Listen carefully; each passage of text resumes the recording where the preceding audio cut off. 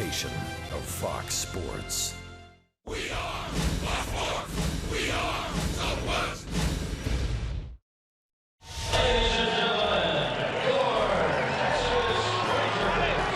Odora drive. It is on its way. Way there. Goodbye. Now here comes Nomar Mazar. Forget about the spray chart. There's not one for the seats. Back-to-back hooks. Another swinging strikeout for you, Darvish. Beltran. Unbelievable. Not even second base. What a throw. What a way to end a ball game.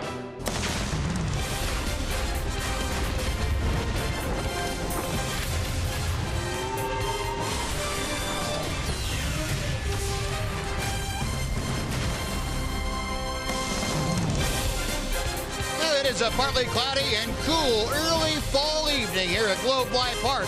Fall baseball is right around the corner as the Rangers look to snap their two-game losing streak against the Milwaukee Brewers.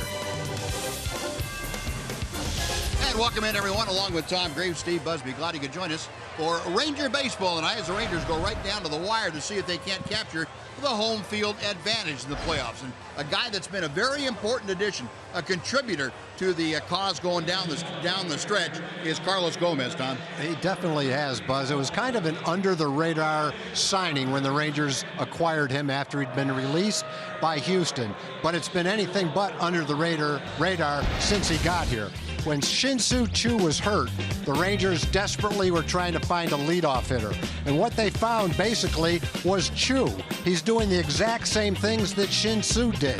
He hits for power, he's walked, he's scored, his OPS is over 1,000. He's doing all the things out of the leadoff spot that Shin-Soo Choo did when he was at the top of his game. So it was a great acquisition, and you love what he's added to the team at the top of the order. Yeah, perfect timing for the Rangers. They will gladly take what Carlos Gomez is able to give them, and that has been quite a bit as they head down to try and get home field advantage. Well, Elvis Andrus and the Rangers getting set to take on the Milwaukee Brewers here in Game 2 of this three-game series.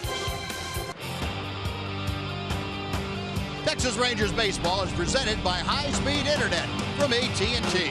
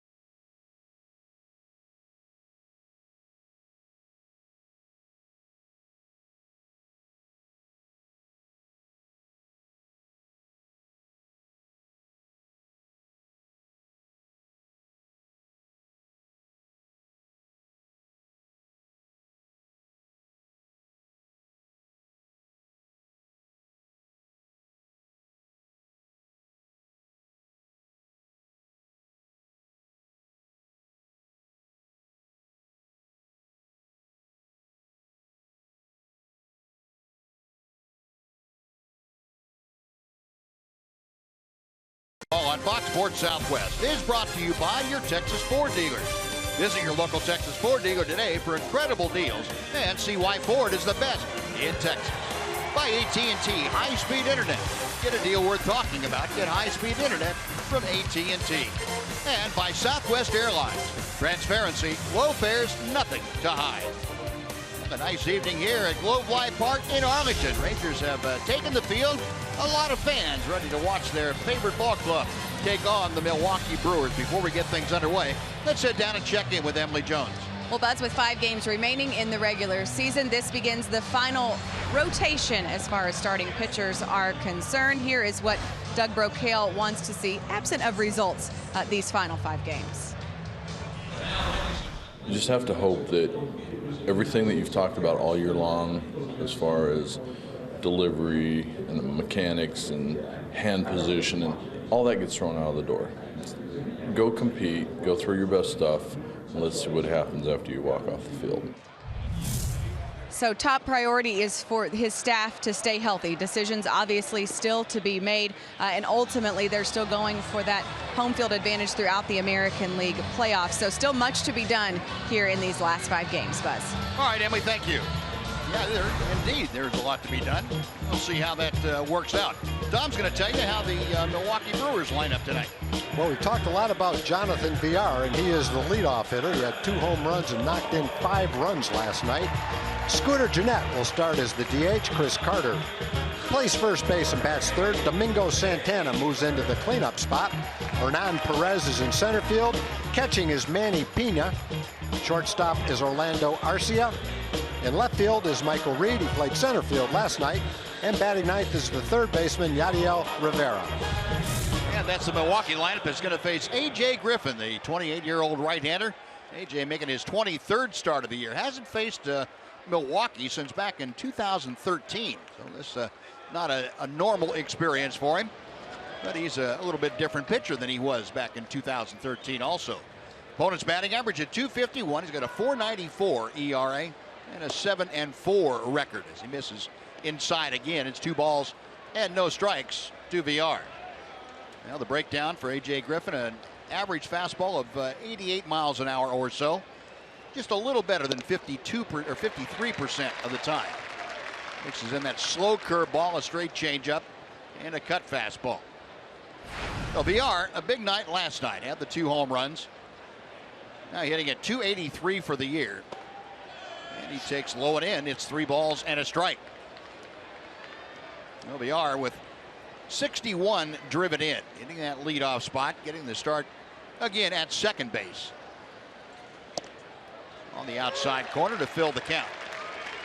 Well, Villar starting things out tonight for Milwaukee. He's trying to get aboard in front of the designated hitter, Scooter Gennett. Little bit low, and there's a leadoff walk. Now we'll take a look at the Ranger defense. It's delivered to you tonight by DeMontron RV. Outfield, Gomez, Desmond, and Carlos Beltran. Beltran in right tonight. Mitch Moreland and Rougned Odor on the right side. Elvis Andrus and Jurickson Profar on the left side of the diamond. Jonathan Lucroy again catching for the Rangers here this evening. So 1 on, nobody out. Here's Scooter Gennett. Did not see him in last night's ball game. He has been the primary second baseman for Craig Counsell's ball club. .267 overall average, 14 home runs and 56 driven in.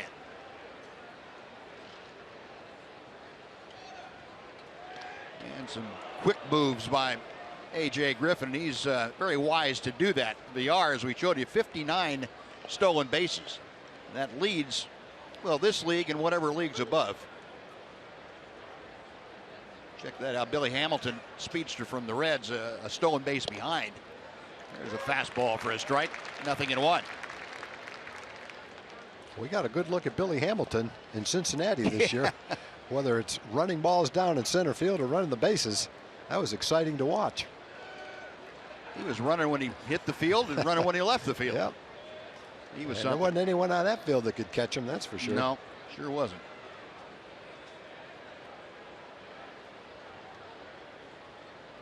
You know, this Milwaukee ball club as a team leading all of baseball in stolen bases.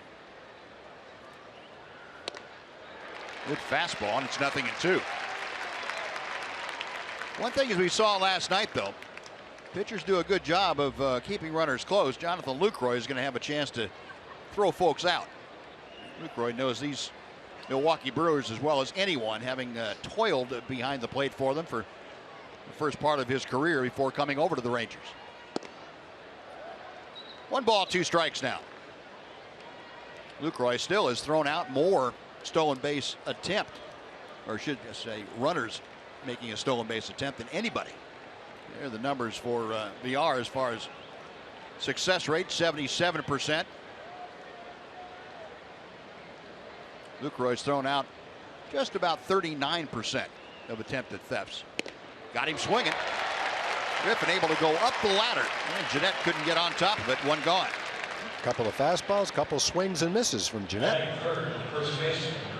AJ had a struggle in his last start. He walked 4, didn't get out of the 2nd inning. But he makes that 88-mile-an-hour fastball letter high look like 95 miles an hour. Jeanette wasn't able to catch up with it. Yeah, AJ, as we've talked about, able to play that up and down game a bit. He's able to get that high fastball that looks so inviting to hitters, get it by him before they can react to it. Yeah? Throws one by Chris Carter to start his at-bat out. Carter, 38 home runs for the year. That's a career best for him. Also the 90 RBI, the most he has had in one campaign. Hitting at just .219, but the Brewers get exactly what they had hoped for from Chris Carter. He had a lot of power, pretty good on-base percentage, up around 40%. Just inside. Excuse me, the OPS is around 800.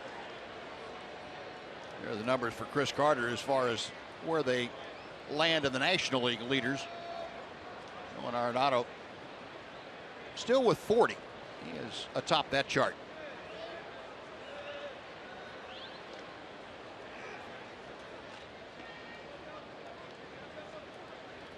Chris Carter with Oakland, with Houston, now with Milwaukee. He has increased his production virtually every year.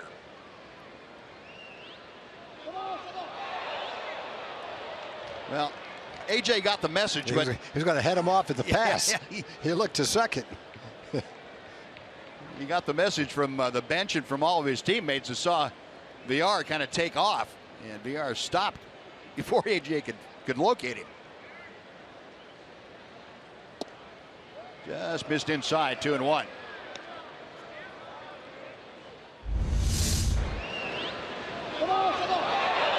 Yeah, you hear him yelling, "Step off, step off." Now that sounded like it was Lucroy.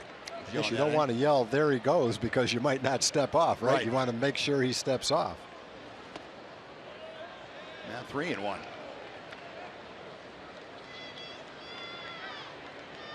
No, Carter ahead of the count now. He's hitting 3rd. Right behind him, Domingo Santana. And part of the problem you have when you have a fast runner like VR aboard is you lose focus.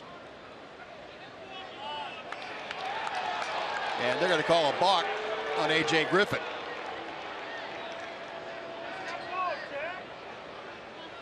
If you could read the lips of the second base umpire, Chad Fairchild, he said you started and then stopped, which is a no-no. Once you come set right there, now he kind of hesitated and looked around before he stepped off. Got the hands going before the foot broke contact with the rubber. No, the balk.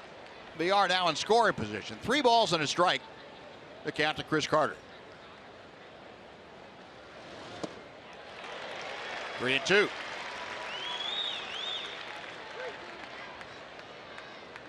Chris Carter, better than 50% of his hits have gone for extra bases. That's the highest percentage of anybody in the major leagues.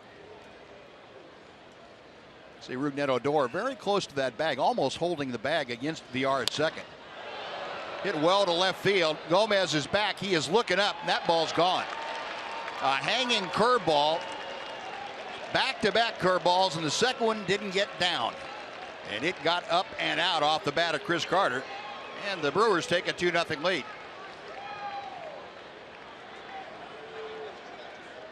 Well, the pitch before it, 3-1 pitch, was a good curveball. He was way out in front of it. Might have had a little bit more element of surprise when he saw it 3-1. 3-2, not quite the same element of surprise, but also not quite the same location either. You can see that ball just stayed right near the middle of the plate. And Carter had seen it on the pitch before that, wasn't fooled by it, and then the location of it allowed him to get the barrel of the bat on it. No, just as last night, the Brewers take an early lead. Last night it was 3-0 in the third inning. Tonight it's 2-0 in the first. Leadoff walk came around to score. Pitch popped foul back into the seats. And the count goes to a ball and 2 strikes to Domingo Santana. Here's the 3-1 curveball. Pretty well located down there. This one never got there. About a foot higher than the one before it, and not quite as far outside. And Santana gone swinging. Second strikeout of the inning. 2 gone for Hernan Perez.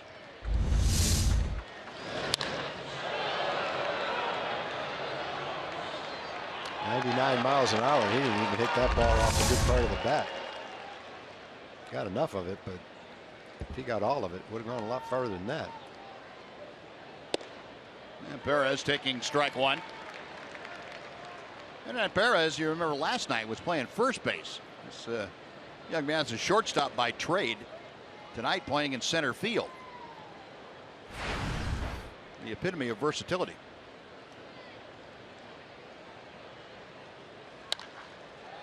Popped up on the right side. It's Moreland coming over right at the railing and has room to make the catch. That'll do it. But Chris Carter gets the Brewers on the board, a 2-run home run after a half inning of play. 2-0 Milwaukee.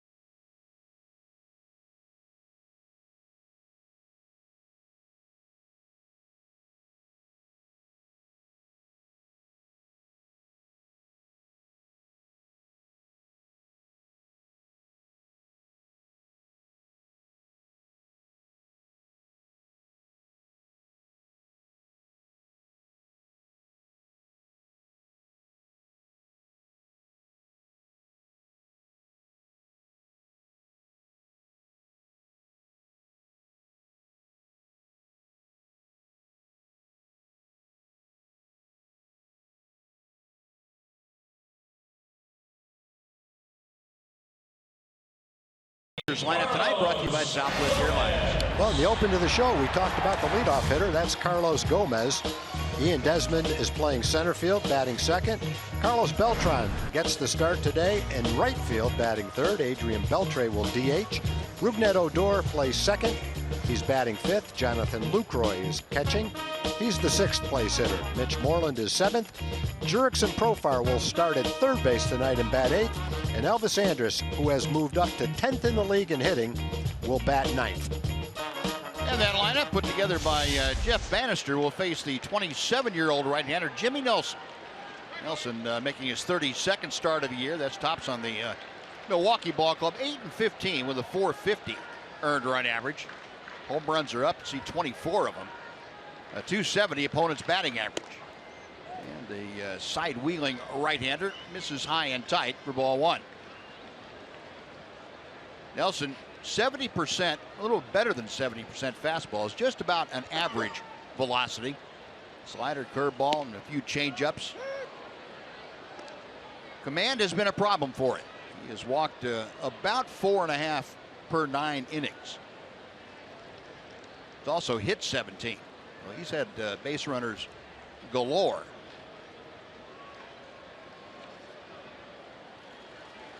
He's got the second most walks in Major League Baseball. Walked 82. Highest total is 84. And TCU ex Brandon Finnegan has that. Yep.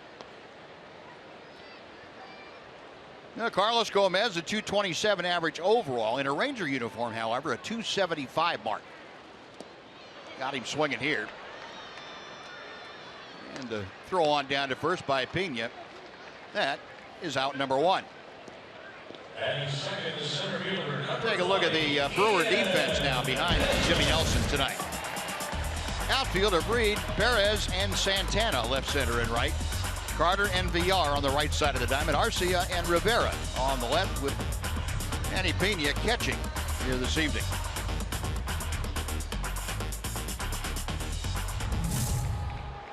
Oh, one gone. Here is Ian Desmond. Desmond, the only Ranger on this ball club that has had any kind of at-bats against Nelson. It's a soft tapper to third that Rivera takes care of. And that is out number 2. Before that at bat, Ian Desmond had been 3 for 5 against Nelson. That bat didn't go quite as well. Nelson played his collegiate ball in Alabama. Played one summer up here in McKinney, the McKinney Marshals. That was in 2008. Also played the Florida Summer League. Lives down in Spring, Texas now. First pitch to Carlos Beltran is low and inside for ball 1. Carlos getting the start in right field tonight. Jeff Bannister was talking about the need to keep Carlos comfortable in right field. He's not trying to get him out there every day or even every other day. He said it, in his mind, Jeff was talking about it. It keeps Carlos kind of engaged and keeps him sharp on both sides of the ball, if you will. And if you want to be positive about it, when you go to the World Series, you need a guy to. You don't have the DH, so you need for your DH to be able to play a position. That's certainly something Carlos can do. Down the road a little bit. That's the whole idea. Tony Beasley, nice to see Tony back on the Ranger bench.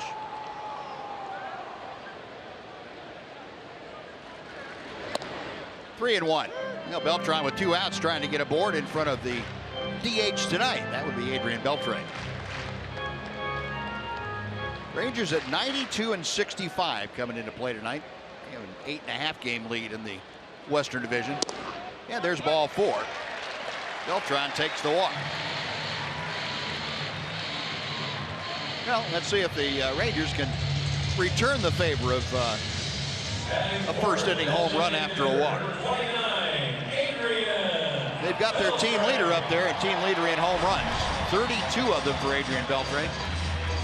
101 RBI. It's kind of frustrating, I would think, for a manager when you see a kid like Nelson with the kind of stuff that he's got get the quick strikeout, a 1-pitch out to Desmond, got thrown 4 or 5 pitches with 2 outs, and then lose Beltran and have to face Beltre now with a man on. Yep. On his way to a quick inning. Hadn't turned out that way, though. I think a lot of managers will tell you that's a good cause for gray hair. Yeah. In September, Adrian Beltre, as is usual, hot. 341 currently. Chopper foul outside third. 1 ball and 1 strike. Now the clouds have pretty much departed the area. Beautiful evening, Globe Life Park. Temperature in the low 70s. Not a breath of breeze around. Great evening. Boy, and this is truly fall baseball right now. It's how it feels.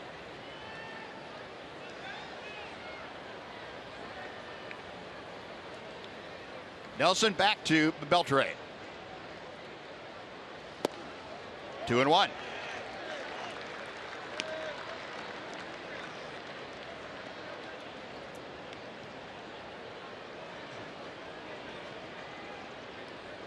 Adrian last night had his 6-game hitting streak snapped. And he is still hitting almost 360 in his last 24 games. 2 balls and 2 strikes. Well, Nelson's got good velocity, but he's got excellent movement on his pitch. If he throws it for strikes and keeps it down, he should get a lot of ground balls. Tough to elevate. Might be one of those guys, Buzz, that throws it near the middle of the plate and just moves out of the strike zone occasionally on him. Well, and you see a guy like this that has this kind of stuff, you say, how in the world do you give up 24 home runs? Yeah, that's what I was thinking, the same thing. And that just doesn't make sense. You know, if a guy has a fastball that doesn't sink, it just tails or something like that, he throws a slider and say, okay, well, I can see where he'd give up some home runs. He throws enough strikes, but boy, this kind of stuff, how in the world do you get that thing elevated with any kind of power? Full count to Beltre. Adrian trying to get aboard to join Beltran. Rougned Odor is the next hitter in the Rangers scheme of things. 3-2, so Beltran will be off and moving. And it's popped up. The arc never saw it, but Chris Carter, the first baseman, did. The arc was standing around looking like, wait a minute, what time's the next bus? So Rangers get a walk with Strand runner after 1. Brewers on top, 2-0.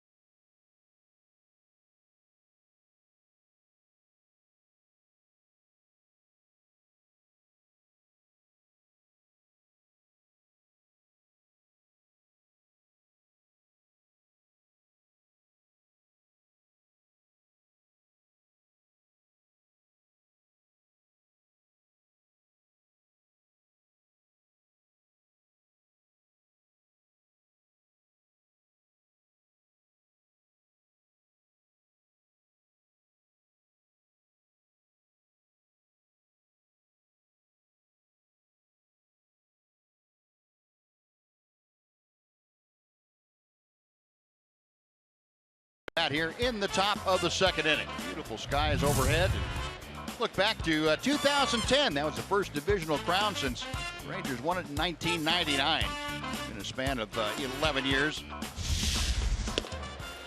That was the first of back-to-back titles that saw them go to the World Series. And both times, unfortunately, coming away empty. Manny Pena, the catcher, leading things off. And A.J. Griffin behind him, the count 2-0. Pena, 267 with a home run and 10 driven in. That ball is ripped to left field. Gomez watching this one sail into the seats. A solo home run. It is 3-0 Milwaukee.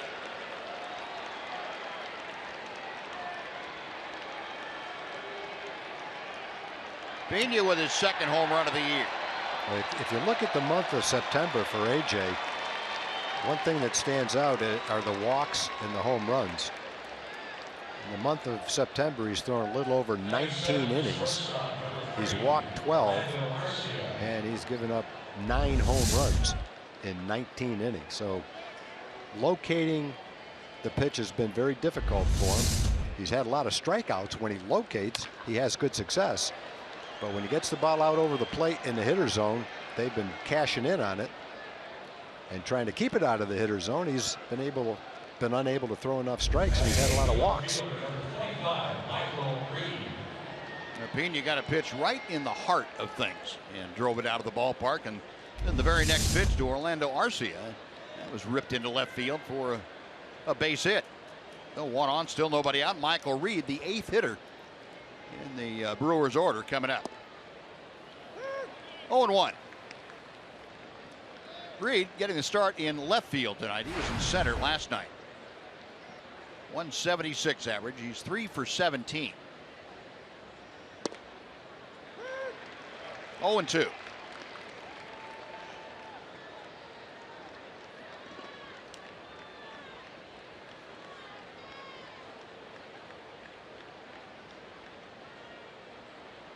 Rangers a step or so around to the left. Slowly hit out to Odor. Has only one play, and that's on to first. Into second safely is Arcia. Reed retired, one gone, and Yadiel Rivera will be next. He got the ground ball. This wasn't hit sharply enough to be able to turn two.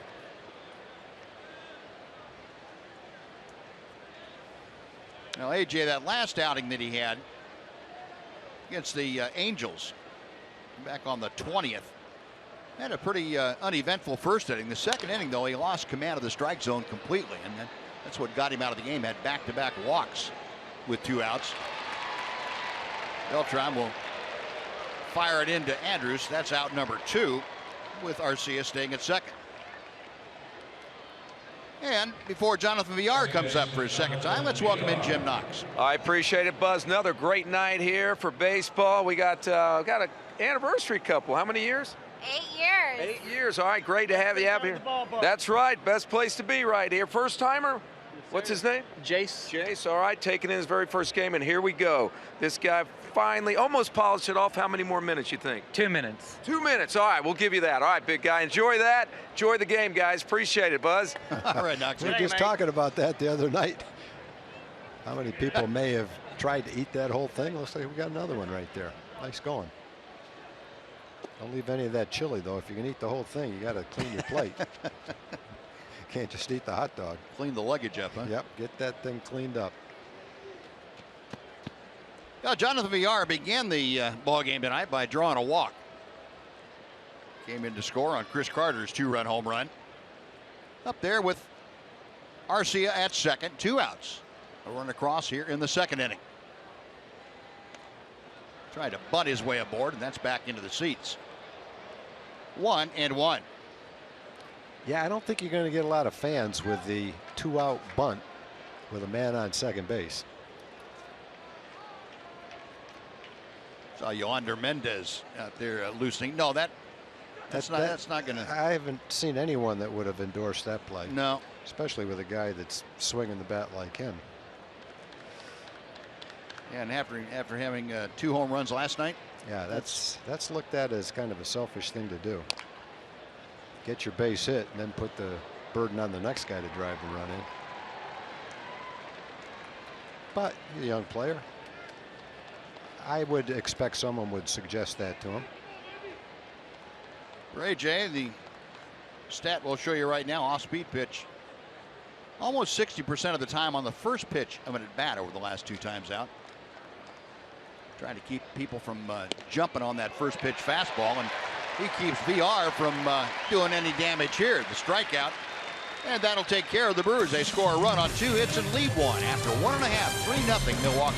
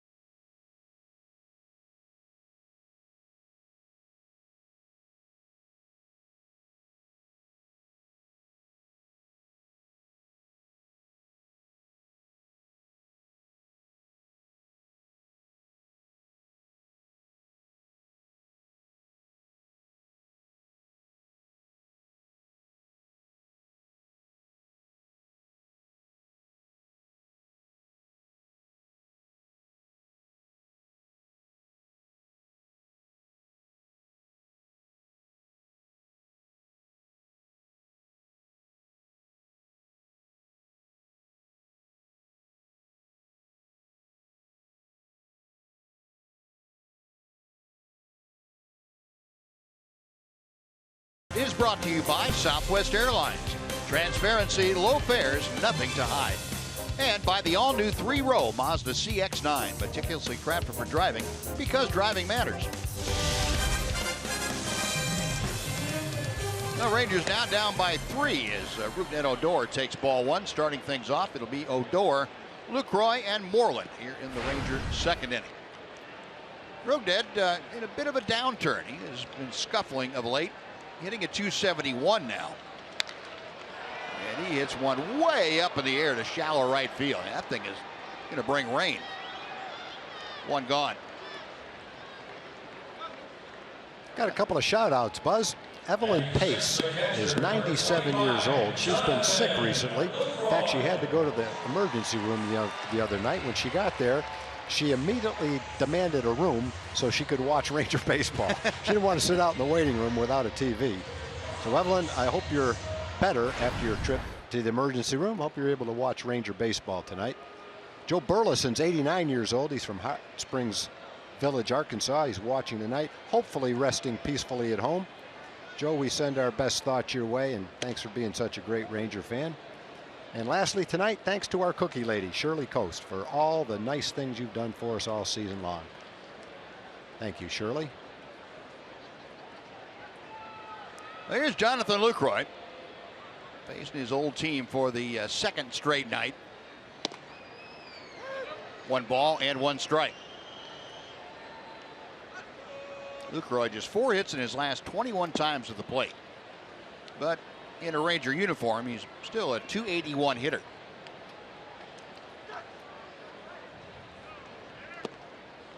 There's that sharp breaking ball from Nelson. 2-1. Lucroy brings in a modest 3-game hitting streak. He's gone 3 for 9 in the previous 3 contests. Over the last 24 games, he's put up a .316 mark.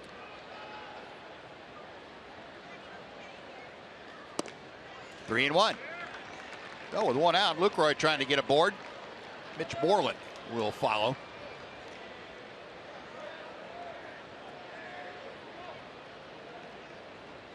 .6'6" right-hander Jimmy Nelson towing the rubber here tonight for the Milwaukee Brewers.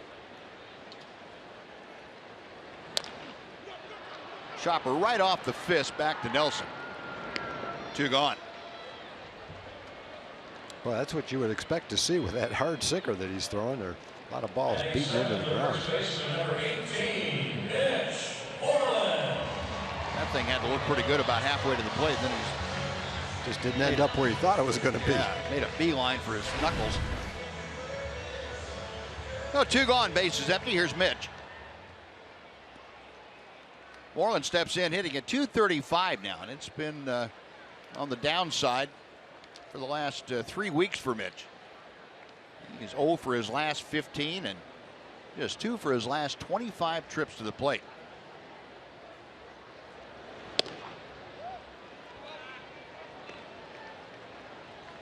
We talk frequently about how streaky Mitch can be, and this is the downside of a streaky hitter, where it just seems like you kind of wonder, am I ever going to get another hit? It's that hard, but right into the shift. And the throw on to Carter, that'll do it. So 3 up and 3 down. We have finished 2 at Globe Life Park, with the Brewers leading the Rangers 3-0.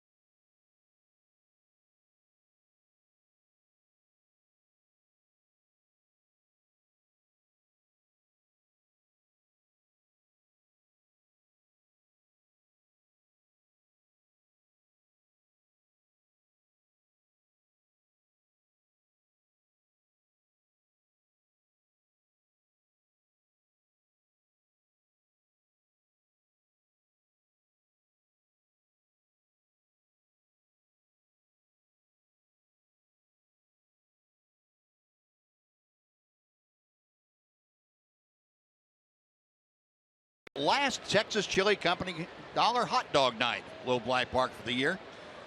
Your Western Division champion Rangers will face these Milwaukee Brewers one more time. Come on out to the ballpark early.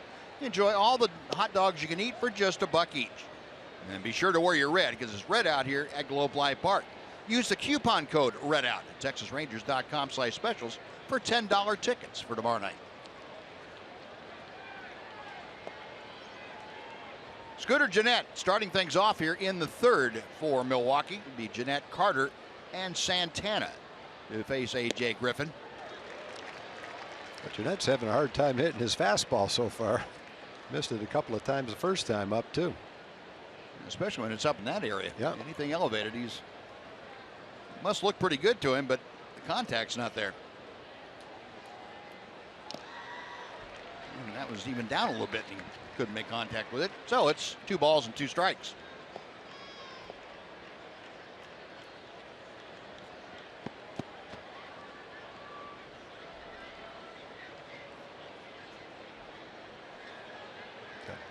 Buzz bombed by something.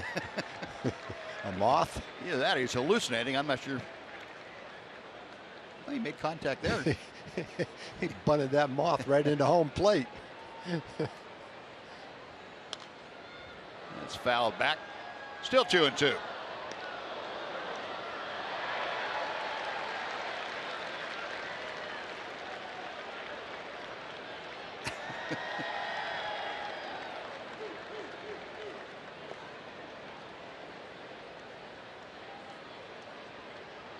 Now AJ to the wind. Got him swinging. Well, he went down and away and got Gennett that way. 4th strikeout for AJ Griffin. One gone. Chris Carter coming up before he steps in. We're going to send it over to Dana Larson for a Chevy game break.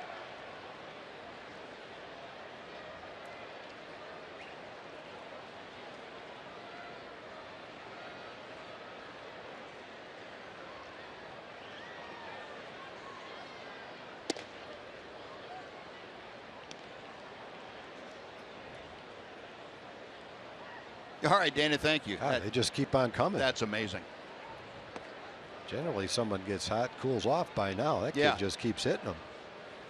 Well, that's kind of the way I thought when he got to 10 or 11. You know, he had a little lull there about 3 games where he didn't have a home run. Yeah. Said, okay, finally, they made adjustments. Wrong. He just took off again. That is something.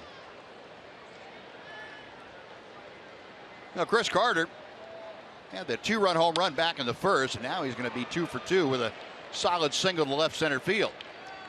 You know, we're talking about AJ in the month of September. You know, his ERA is over 8 in the month of September. But if you look at some of the numbers, for instance, hits per inning, he's given up 21 or 22 hits in 21 innings, about a hit per inning. That's not certainly anything alarming. He struck out 24 in 21 innings. That's pretty good. But the numbers that have hurt him are the walks. 12 walks in 21 innings, and then definitely the home runs. 9 home runs in 21 innings. I guess it boils down to Buzz, when he's making his pitches, he's very successful, getting a lot of strikeouts, but when he misses, the hitters are teeing off on him. Yeah, that's a good point, Tom. All it takes is that one bad pitch at the wrong time, and you can put a real ugly number up on the board against you. And it seems like that's what's happened. Well, in this game, he hung the curveball to Carter for a home run, then got one to Pena. Fastball out over the plate early in the count. He drilled it out of here, probably as hard as he's hit a ball all year. Now Santana went down swinging the first time that he faced A.J. Griffin. Got Carter at first, 1 out here in the 3rd inning. That foul ball makes it a 1-2 count.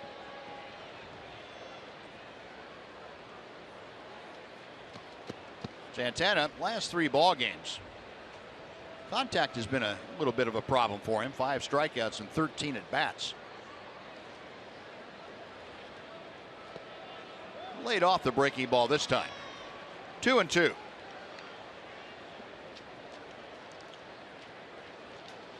We were talking last night, Tom, about Santana. Part of the trade that sent Carlos Gomez over to the Astros. last July 30th. The base hit to right field. Cutting it off Beltran. Stopping at second is Carter. Back-to-back one-out singles. There are 2 aboard for Hernan Perez.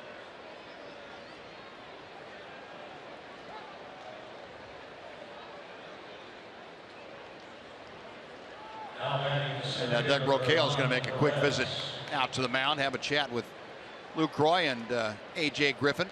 Elvis Andrus also there to kind of eavesdrop on the conversation. Well, the Brewers showed us last night that they can move the ball around the baseball park. Yoander Mendez, who was up and loosening in the first inning, up again here.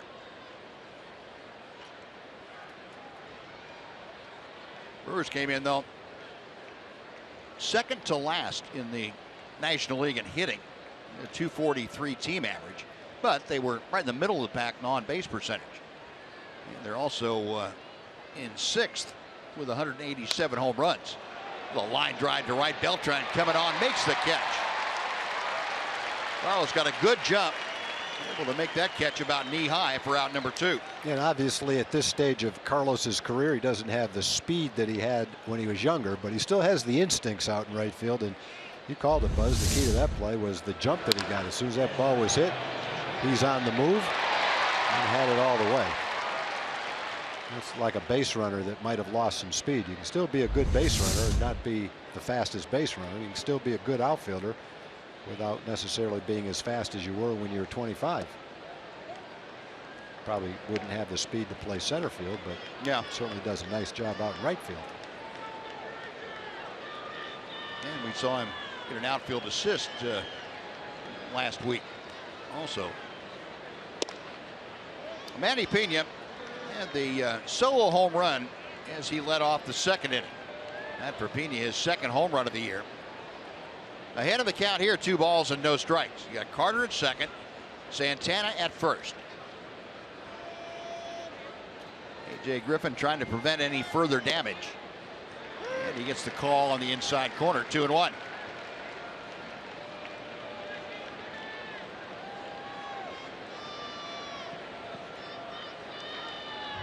Back-to-back one-out singles with Carter, the lead runner at second. Domingo Santana at first.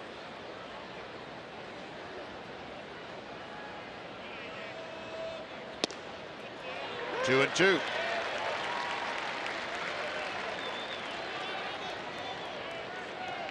Manny Pena was the guy that the Brewers called up when the trade was made with the Rangers to send Jonathan Lucroy over here. Pena came up, took the extra roster spot. The backup catcher, Martin Maldonado, doing most of the catching.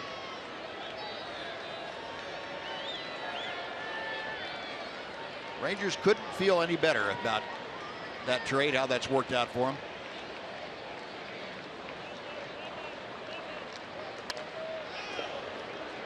Rifled off the screen in front of the Brewers dugout. And speaking of that, we're going to have Rangers president and general manager John Daniels join us here in a half inning or so. And it's one of the things we'll talk about. I know he has to feel pretty good about how things have gone coming down the stretch for his ball club. Another 2-2 from AJ. Elvis, underhand to Odor, and that will do it. No runs, 2 hits, 2 left. And after 2.5, it remains Milwaukee 3, Texas nothing.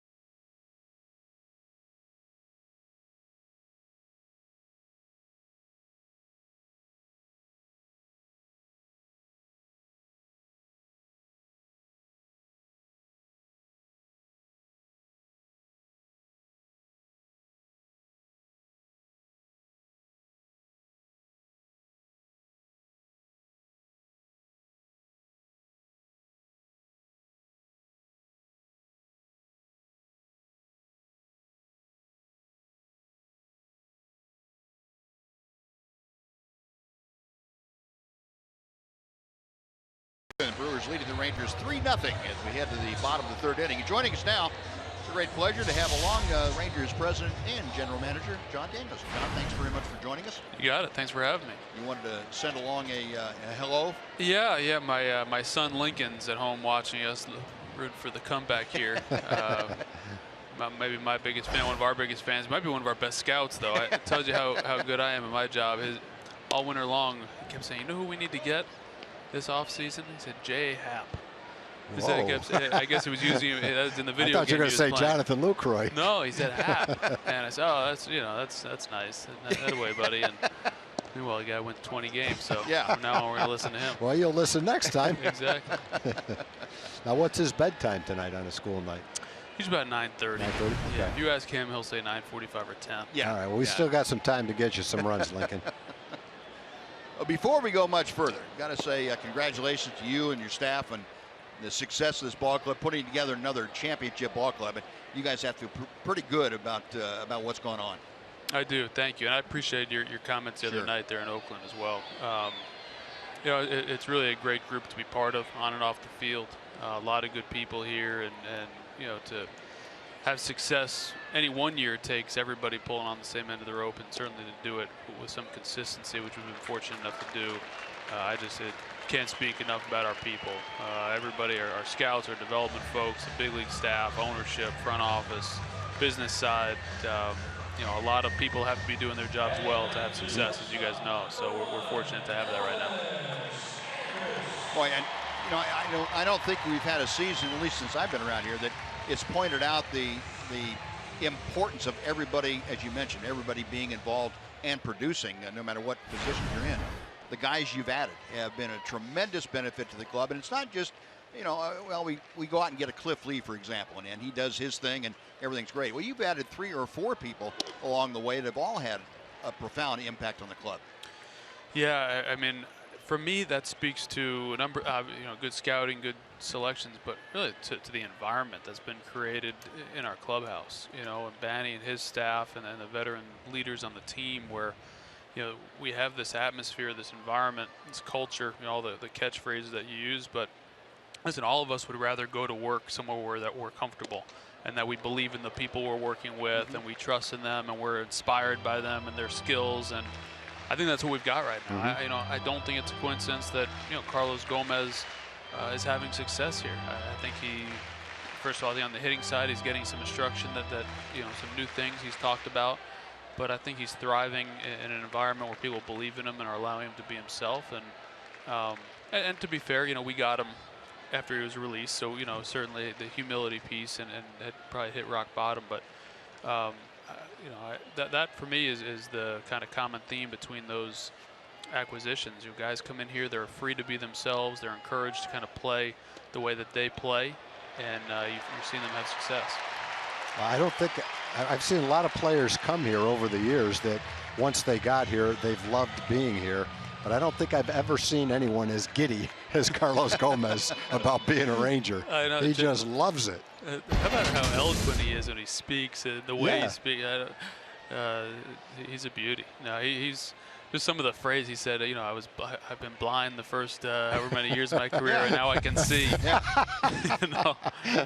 But he's having a good time, and it shows the way he plays. Yeah, unfortunately, he didn't try to claim that as his own phrase, but he took the idea.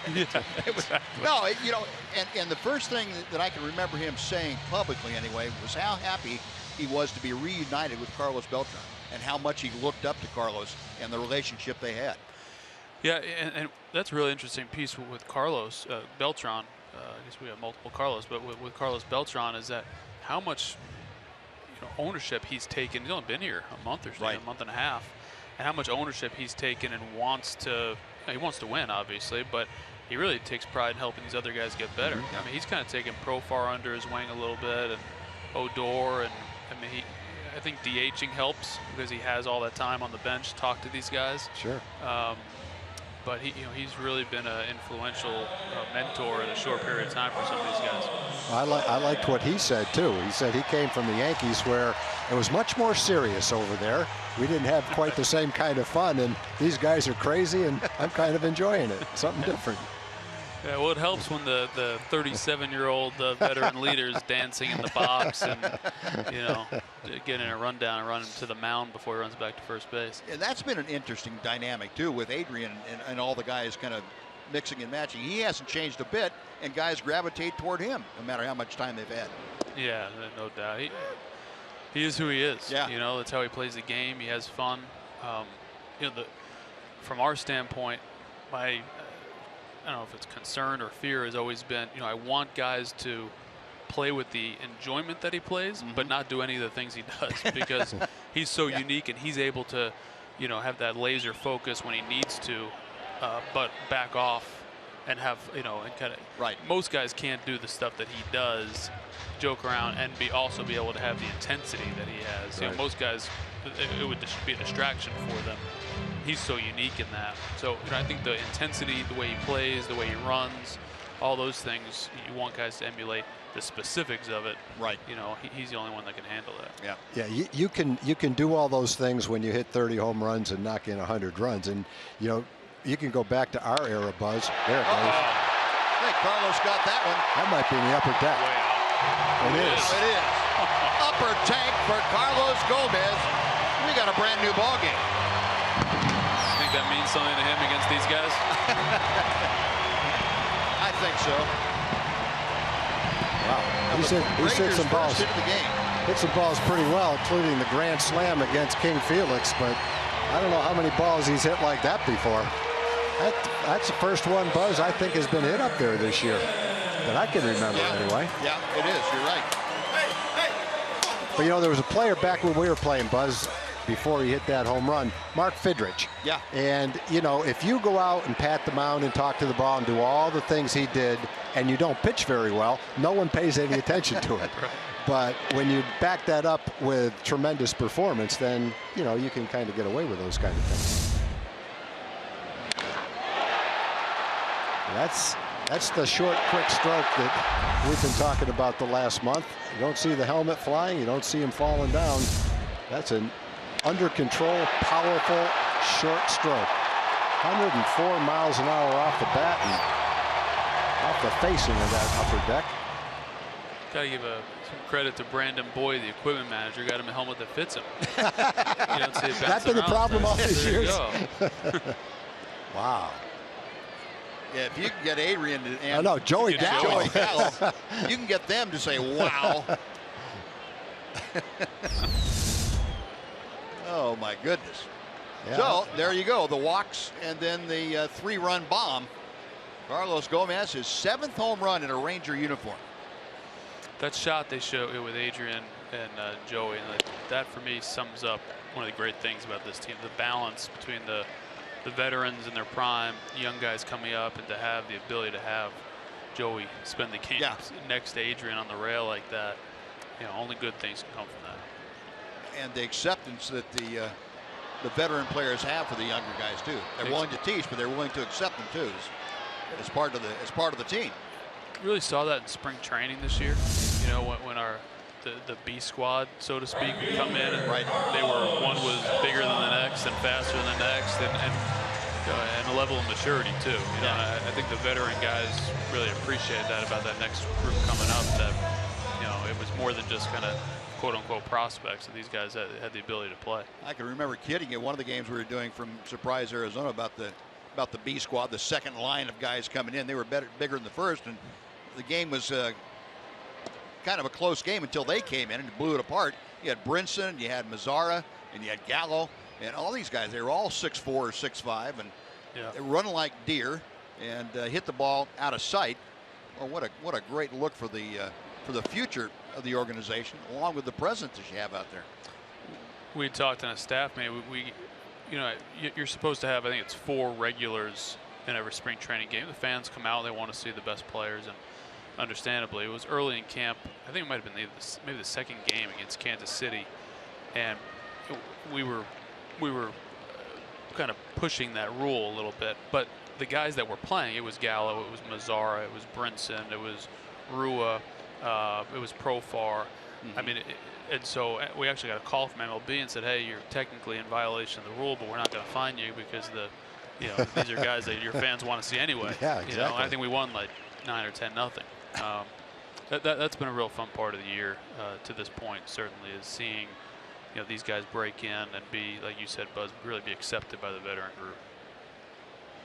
Did a great job by our development staff to have them prepared to play, and not sure. And it wasn't prepared to play and come up in July or August. I mean, Nomar was a regular 2 weeks into the season. Matt Bush, who hadn't played, and, right. and goes down Double-A, and Joe Miklik and Brian Schaus and all the coordinators that went through there, got him ready to play. It's a great job by that group. So we've been kind of speculating about postseason rosters and 8 men in the bullpen, 7 men in the bullpen. When do you guys really get serious about your meetings to try to finalize that kind of stuff? Probably, I think with some of these guys coming back, I think we're probably going to wait until after the last day, the next Monday, Tuesday, sit down as a group and talk about it. And the big ones are, what does Chu do this weekend? Right. How does he look? He's looked great in the instructional league. Barnett, I know Banny wants to try to get into a game maybe even tonight. Jeffers, it's another outing for him, and really see how these guys bounce back. Right. We're not going to have a chance probably to put them through the full range of tests. The back-to-back days and kind of an up-down. Although Jeffers did get that yesterday. But that'll play into it when we make those calls here probably right after the season.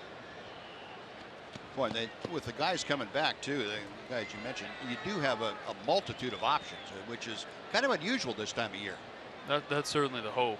Kevin Harmon was joking earlier. He said, "I'm hoping to make it tough on you guys." Their trainer. He said, "I'm hoping to make it tough on, make you guys have some tough calls." And ultimately, that's what we want. If we can get all these guys, knock on wood, healthy and ready to go. Those are good decisions to have to make. And the versatility, we talked about versatility with Profar and guys like that in a different sense during the regular season. But now, when you're trying to set a postseason roster, that versatility becomes a huge benefit to you. Especially if we want to consider 8 relievers, right? Like you mentioned there. That's where these guys that can play different spots have a lot of value for Banny if something happens over the course of a game, an injury or or whatever. Obviously come into even more importance if we're fortunate enough to advance to the World Series and the National League rules. But even early on, I mean, you see it all the time.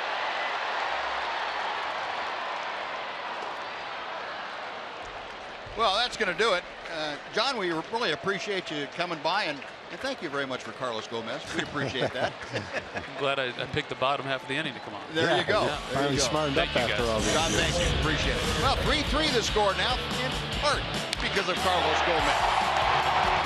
Rangers and Brewers tied at 3.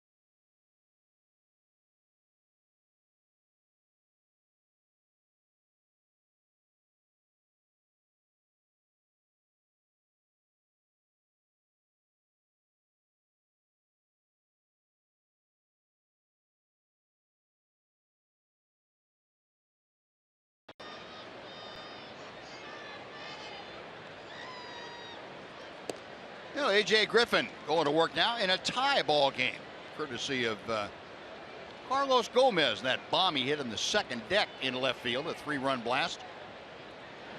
Orlando Arcia, a swinging strike that evens things up. Now it's 1-1. Arcia singled to left field his first time to the plate. The Rangers only have 1 hit tonight, but big swing of the bat by Carlos Gomez after a couple of walks, and that's what the Rangers have been able to put together to tie this game. Carlos with his 7th Ranger home run of the year. Yeah, walks have obviously played a big part in the game. AJ walked the leadoff hitter. He scored. 2 walks by the Rangers scored as well. So 3 out of the 4 walks in the game have come around to score. You know, Arcia lead off base hit to right center field, so he is aboard. And Michael Reed will be the next hitter. Arcia was the #1 prospect for the Brewers. AAA All-Star, very young. Very bright young prospect. They expect big things. Shortstop of the future.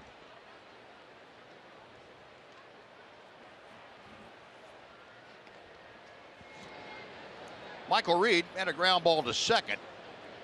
His first time to the plate. Matter of fact, it was an identical situation to this. He had Arcia at first, nobody out. Reed hit a slow chopper out towards second. The only play that Rugnet had was on to first. Didn't hit it sharply enough to get the double play. And Alex Claudio now with the game tied. Jeff Bannister going to the guys in the middle of the bullpen that he has used the most this year. Alex Claudio, the designated winner out there in the bullpen.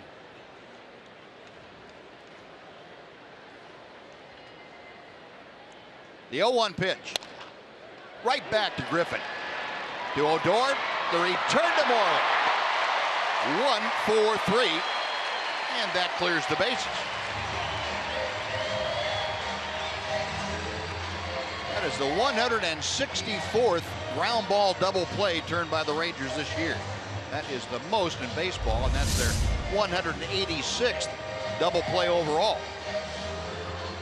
Like after the play, Rugnet watched the scoreboard to see a replay of the double play, and after he watched the end of it, Elvis was watching it too. He looked at Elvis with a big smile on his face.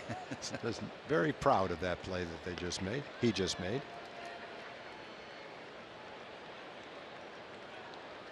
Nice to have the approval of your big brother. Yeah. Low and outside, 2 balls and no strikes now to Yadiel Rivera. Rivera had a fly ball to right. And that was back in the second inning.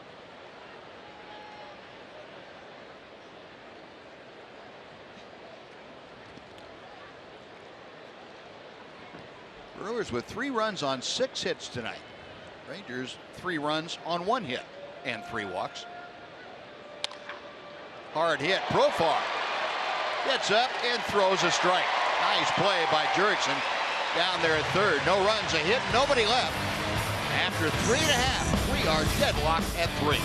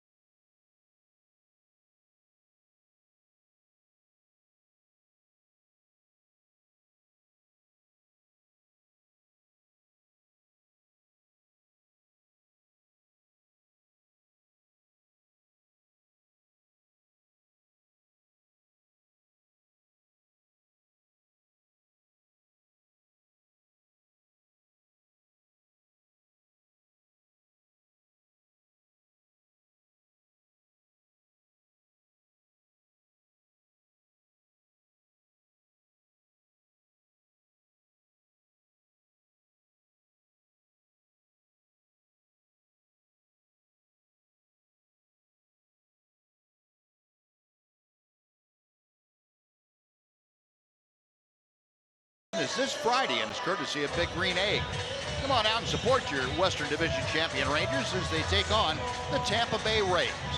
Use the coupon code FIREWORKS to get upper level tickets at just $14 when you log on to TexasRangers.com/specials. Last Friday night home game of the regular season. Rougned Odor starting things off for the Rangers. Check swing. Did he go? No, he did not. It is ball one. Rougned, fly ball to right. His first time to the plate. He'll be followed by Jonathan Lucroy and Mitch Moreland. Odor now 0 for his last 19 times up there.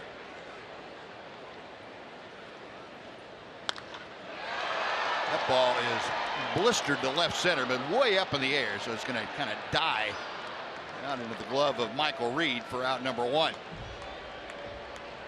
That's twice now. Odor's hit the ball in the good part of the bat, but shot it up in the air.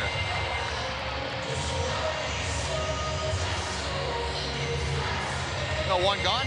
Here's Lucroy. Jonathan hit a comebacker to Jimmy Nelson his last time up. Jonathan got ahead of the count 3-1, and Nelson had that sinker ball working right down and in to Lucroy.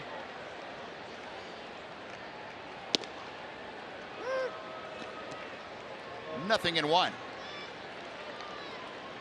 Lucroy already a career best 23 home runs. And he's working on his career best in RBI. And right now he stands at 78. His career best is 82. It was 3 years ago. He's going to be 0 for 2 as Chris Carter takes care of that foul pop-up.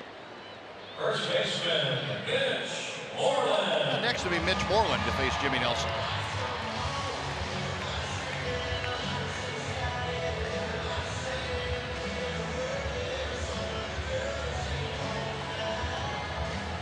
First time up, Mitch hit a sharp ground ball, but right into the teeth of the shift. Jonathan VR playing out in medium right field. Field to that ground ball. And the same kind of defensive alignment here.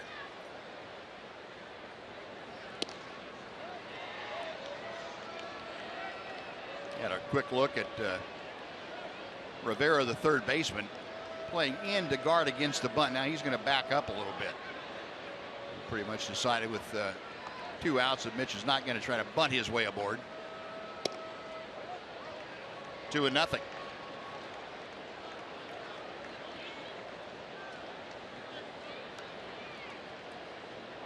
Well, Mitch has got enough room over there in the left side that he might try to slap one that way.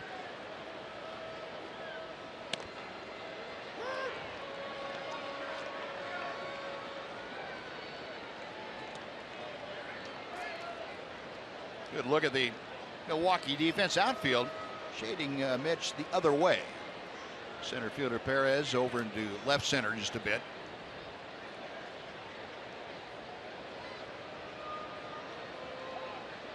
Time called.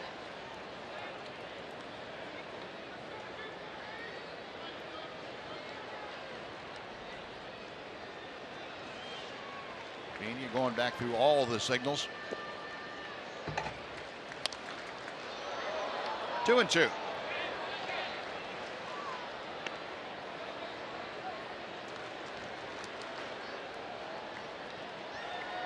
Spray chart for Mitch Moreland.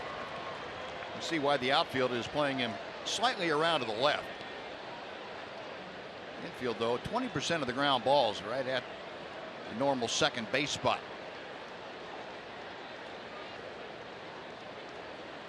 Now the 2-2. Call strike 3. Moreland caught looking. Third strikeout of the evening for Jimmy Nelson. Rangers gone in the fourth. We have finished 4 at Globe Life Park, tied at 3.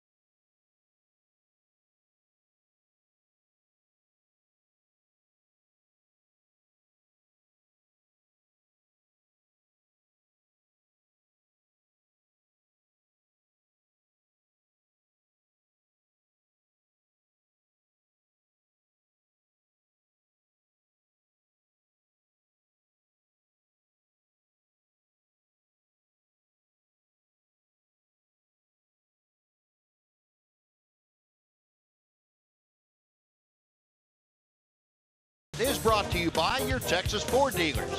Visit your local Texas Ford dealer today for incredible deals and see why Ford is the best in Texas.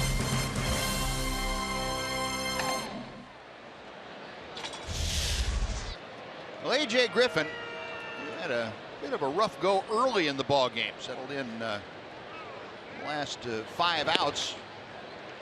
And he starts off the 5th inning with a strike to Jonathan Villar. Villar walked and scored in the first. Got called out on strikes in the second. And he's ripped one to right field. That's going to be in the corner for extra bases. That's going to be a trip. No, it's going to take a double. Carlos Beltran had to go in there and dig it out. And Villar, a leadoff 2-bagger. Thought he might try to go for 3 on that, but I guess with nobody out, he wasn't going to take any chances. He gets a fastball, maybe a cut fastball, right down the middle of the plate, and he smoked that ball to right field. We've seen him hit a ball right-handed to dead center to left field, now left-handed, pull the ball down the right field line.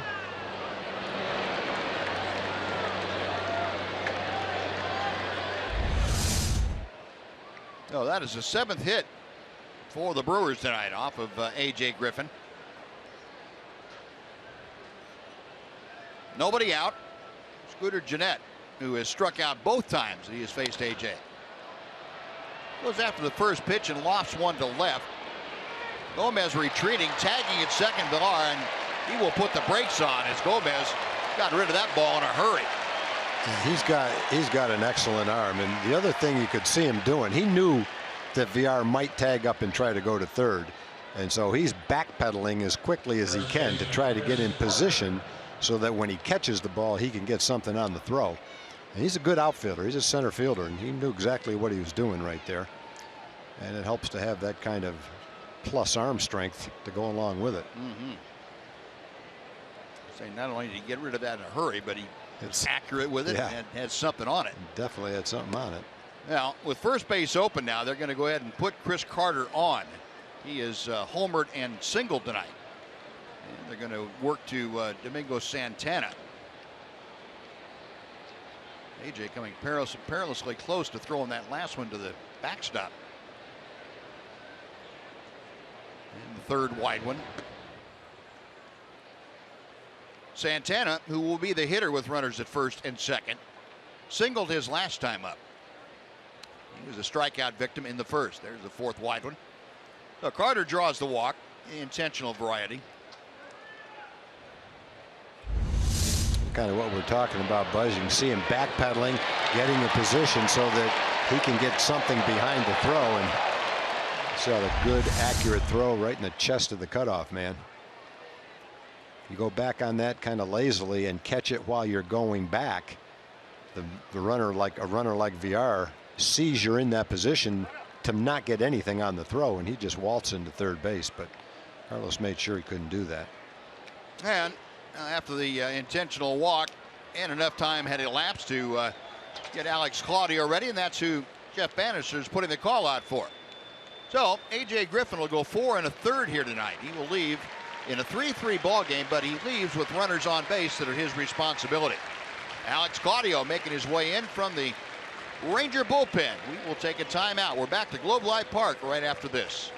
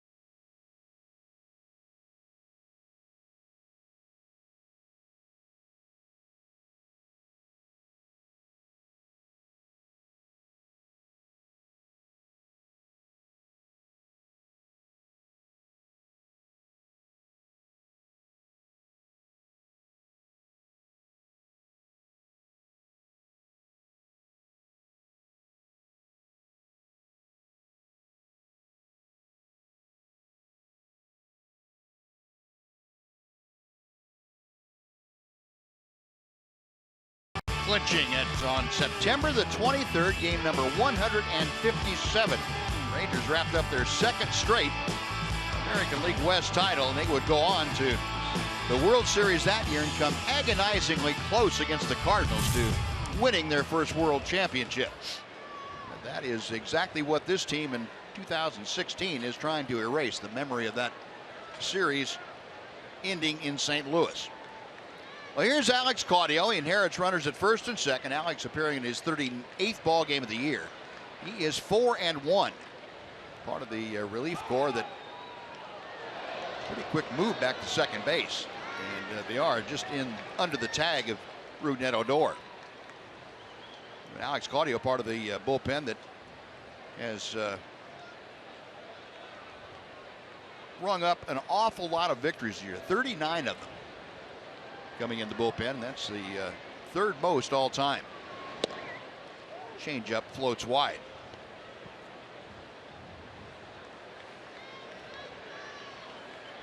Also a bullpen that is right in the middle of a 20-inning scoreless streak.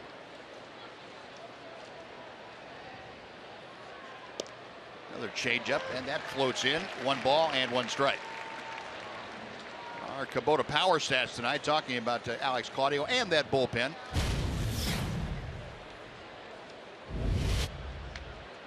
No runs in the last 20 innings, only 1 unearned run in the last 27 innings.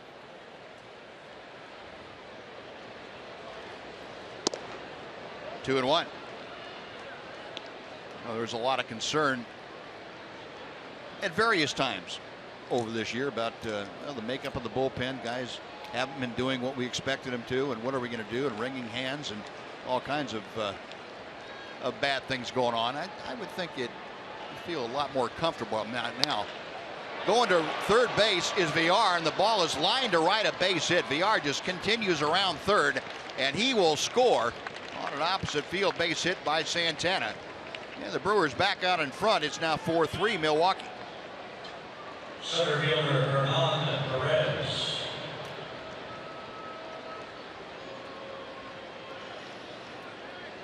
If you're a right-hand hitter, that's probably the best way to try to attack Alex Claudio, is not try to pull the ball. If you try to pull the ball against him, you're just playing right into his hand. And that time Santana did a nice job of not trying to pull the ball. He went with the other way with that fastball. Rangers would have gotten a nice break if that ball was elevated just a little bit. It would have been a double play. This one's hit to right center field. Desmond moving over makes the catch. Carter tagged at second, but he's going to hang on right there. Perez flies to center for out number 2, and Manny Pena will be next.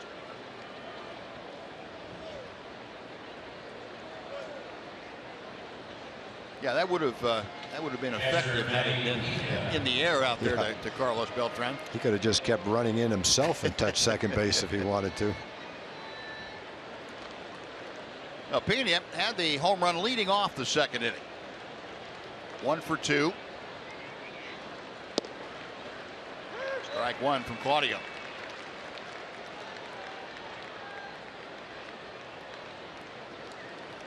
The run that scored this inning, just the 11th inherited runner that Alex Claudio has allowed to score this year. He has inherited 31 of them.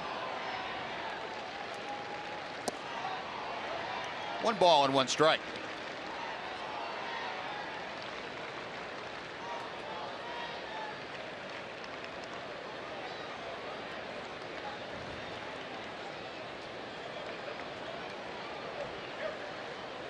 LaCroix flashing the signs out. Claudio back to the plate. There's the changeup again, and it floats in.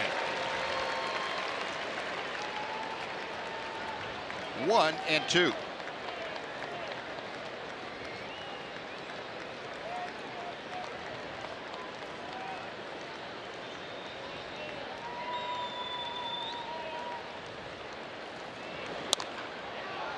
In the air to center. The leisurely fly ball out there. Desmond handles it. That'll do it. But Brewers get a run on 2 hits. They lead 2. We're halfway through the ball game. Milwaukee 4 and the Rangers 3.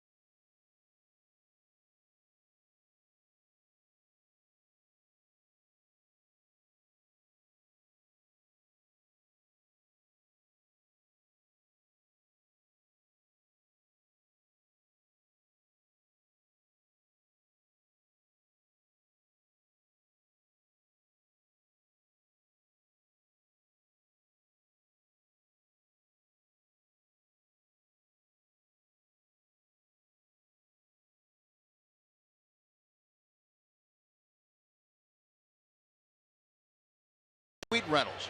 Postseason suites are a perfect way to entertain your group of from 12 to 100. You can visit TexasRangers.com/postseason suite. Get all the details of this exciting opportunity. The Rangers find themselves now back down by a run. And Jurickson Profar to start things off. Jurickson drew the walk leading off the third inning. That led to getting 2 men on board on walks. And then Carlos Gomez tied the ball game with a long home run to left field. 1 ball and 1 strike. Jimmy Nelson, that's the only hit that Nelson has allowed through 4 innings. A 3-run home run, but 2 of the 3 walks that he has issued preceded that home run. Yeah, when you take a 3-run lead into the 3rd inning, you haven't given up a run. The last thing you expect to do is walk the 2 leadoff hitters. Profar flies to left. That's out number 1, and Elvis Andrus will come up.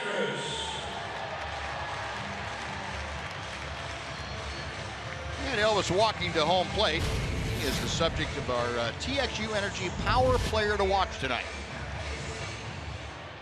He has not swung and missed at a pitch in the last 22 plate appearances. Now, how tough is that? I knew he hadn't struck out in a long time, but I didn't realize it was that long without even a swing and a miss. Longest active streak in Major League Baseball. Now, some of those, granted, were foul balls, but that's not the point. He made contact every time he swung like that. That's going to be backing out of play. Remember, that was a stat they used to keep when Wade Boggs was going for the Red Sox about how many times he swung and missed. He went a whole year. I think the number was like in the 50s that he swung and missed at a pitch. The other thing he never did, Buzz, was pop up. I forget the stat on that, but he went an extremely long time without popping up to the infield. And over the course of his season, it was an extremely low number.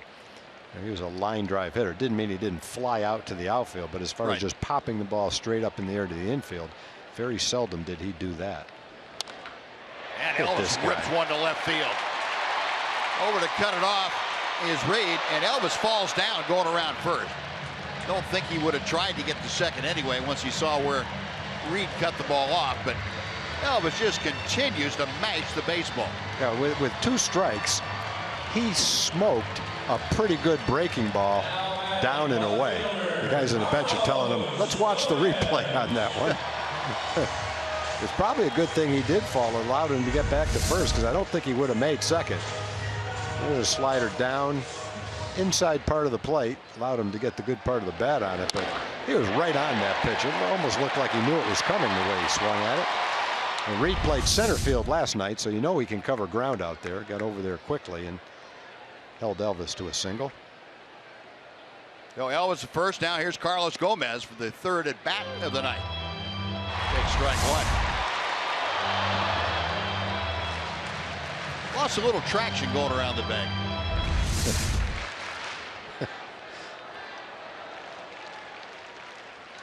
Elvis came into the game 10th in the league with a .302 average. He's walked and singled so far.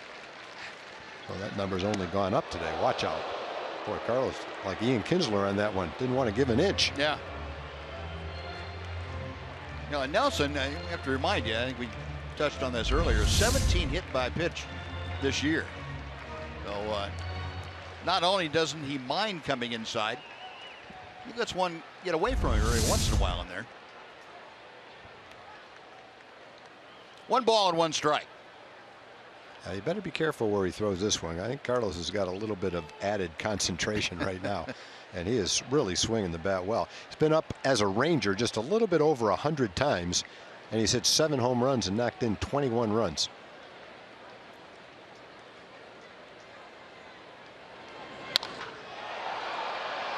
Center field. Perez over toward right center makes the grab. Elvis stays at first. There are 2 gone. Ian Desmond will be next.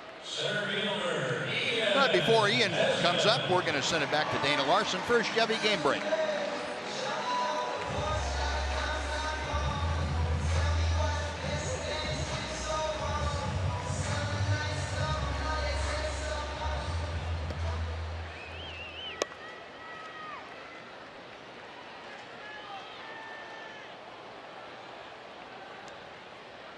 All right, Dana, thank you. Well, now it's just up to the Rangers to go ahead and move back in front of the Brewers. Ball 1 to Desmond. Ian is grounded to third, fly to right.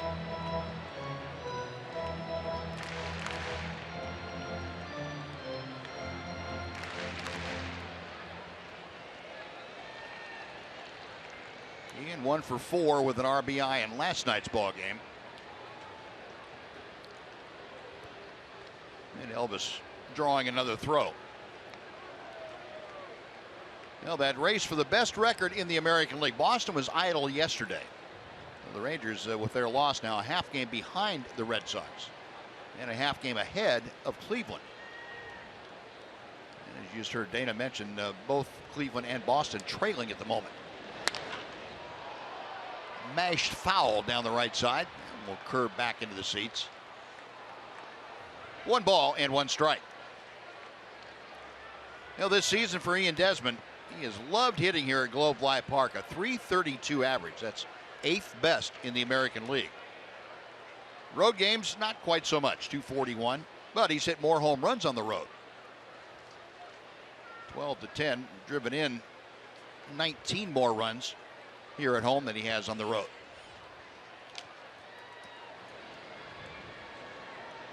One and one as Nelson sets. There, Elvis started to go and put the brakes on. 2-1. Elvis 7th in the American League with 24 steals. He's been good in 13 of his last 15 attempts. There's Tony Barnett. It's been a while since we have seen Tony, and he is back to good health. Good to see that. There goes Elvis, and the pitch is hit well to right field. Going back is Santana, up against the wall, makes the catch. What a nice play. That ball was hit hard, too. He didn't have time to run underneath that. He had to outrun that ball. Pretty play. Domingo Santana taking extra bases and an RBI away. Rangers come up empty. No runs a hit, 1 left. After 5, 4-3 Milwaukee.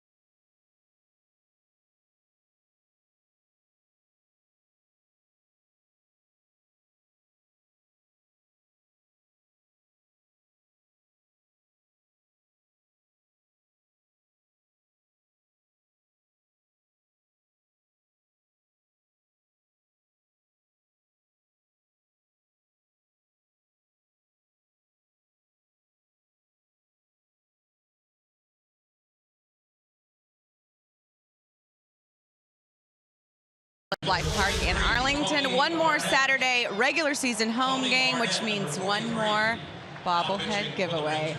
And this one might be one of my favorites because it's Colby Lewis and it looks almost just like him. The first 15,000 fans through the doors get one of these on Saturday. Colby's been waiting a long time to get his bobblehead. I only have 3 in my collection, guys, and this is going to be one of them. 972 Rangers to get your tickets. They will go fast, so get yours quick or go to texasrangers.com, guys. All right, and make sure you get 100 early now. It's just the first 15,000. Well, Tony Barnett, for the first time since September the 4th on the hill for the Rangers. Good to see Tony back out there. Had to shut him down for 3 weeks. He had that left oblique strain. Facing Orlando Arcia. There's the numbers for Tony. His 52nd appearance of the year. 6-3 with a very fine 2.15 ERA and a 2.41 opponent's batting average. 47 strikeouts and just 15 walks in his 58 2/3. A good thing about Tony coming back is hopefully he'll be right back where he left off, and with a month off he should be strong and well rested. What a diving catch by Carlos Beltran. The ageless wonder in right picked it right off the turf. No, we talked about him earlier in the game, Buzz. He might not have the physical attributes he had 15 years ago, but he still has the instincts, and the instincts mean you get a good jump and you don't shy away from the opportunity to make a great play. And for people that have watched Carlos play the last 18 or 20 years, they've seen him do that mostly in center field. But that's nothing new for him. He's not a DH out there just getting a start in right field. He's still a guy that can play right field very competently, and he proved it right there. If he doesn't catch that ball, it's going to be at least a triple. Remarkable. And following that great catch up is Michael Reed singling softly to center field. You know, Tom, we talk about Carlos Beltran and how little tension there is in his swing. What he looks like at the plate, so relaxed. He even has very little tension diving for a ball out there. No, he's always been that kind of a player. Very graceful. He was up there when he played center field, kind of like Bernie Williams. Just great speed, grace, smooth. Never looked like he was out of position. Never looked like he was in a hurry, but he was there to make the play every time. It brings back memories of the way he's played the outfield in his career with that kind of a play. Man. Yeah, and he kind of saved the Rangers' bacon here. Tony Barnett's bacon, too. Yeah. That ball gets by him. That's extra bases, and that is a problem. Depending on how quickly he could have gotten back to it. It's a short part of the field out there, so it probably wouldn't have been an inside the park home run, but it would have been a stand-up triple because Arcia can run. That pitch just missed the bottom of the strike zone. Yadiel Rivera has grounded out and flied out. 0 for 2 this evening, and currently hitting at 213. Rangers could use another double play ball here. When you think of graceful center fielders that were really fast, covered a lot of ground, but didn't look like it, Carlos was one of them. Mentioned Bernie Williams. Devon White was another one. Yeah. Played a lot with Toronto in center field. They just were so graceful, made it look so easy out there. I remember Devon White, those big long strides that he took, and he covered some ground. He did.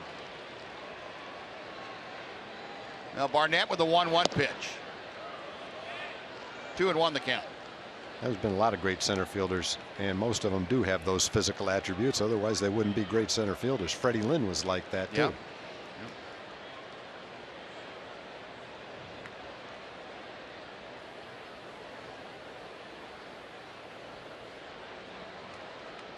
Reed, a small lead at first. He's on the move. The pitch is fouled away. So Greg Counsell going with a hit and run opportunity with the bottom part of the order. And the foul ball makes it 2-2.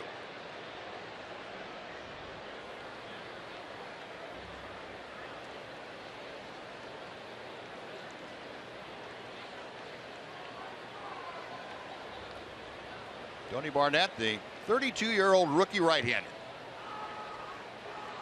Nice to see Tony back out there and in good health.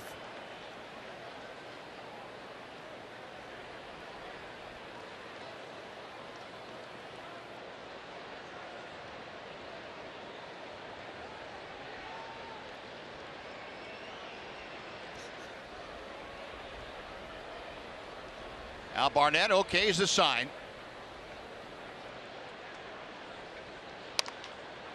And another foul off to the right.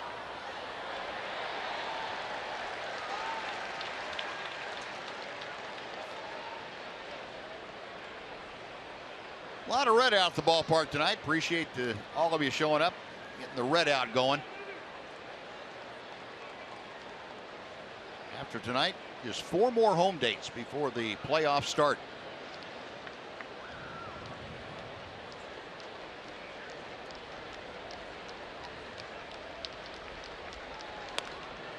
Another foul.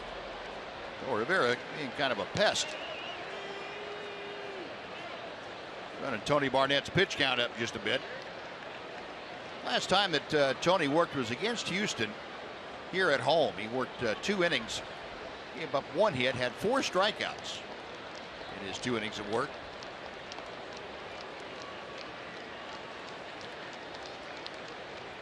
Right-hander is set one more time.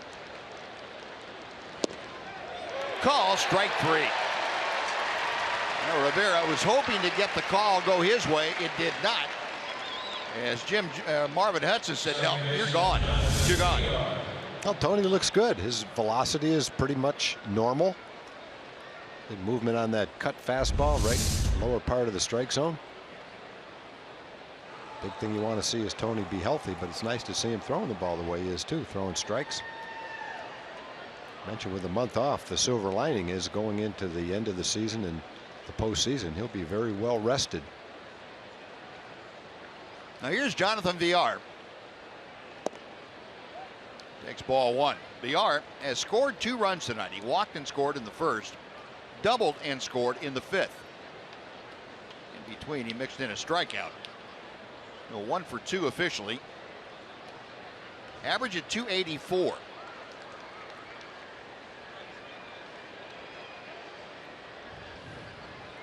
Barnett with the 1-0. Broken bat. Looper is going to fall in for a hit. Reed motors on around to third base. And Villar, the 2nd hit of the night.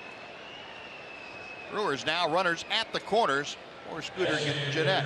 2 little jam shots off Tony. Reed had a similar ball over second base, a little jam shot. And second one by Villar. It's that cutter right in on the fist. Big swing, but not much in the way of the ball jumping off the bat.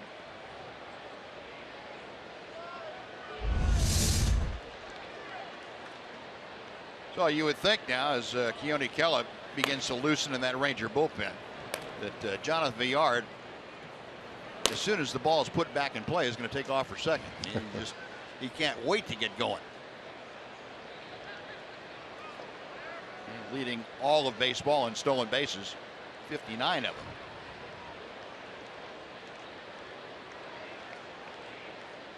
Gennett tonight 0 for 3. A couple of strikeouts, a fly ball to left. Villar a pretty good lead at first. He's on the move. The pitch is a strike. And Jonathan Lucroy not even going to bother. He bluffed a half-hearted throw to second just to see if he could get Michael Reed coming down the line from third a little too early. The Rangers weren't even covering second base. They didn't want to open up a spot for a ground ball to sneak through the infield, with very little chance to throw Villar out anyway. 60th stolen base of the year for Villar.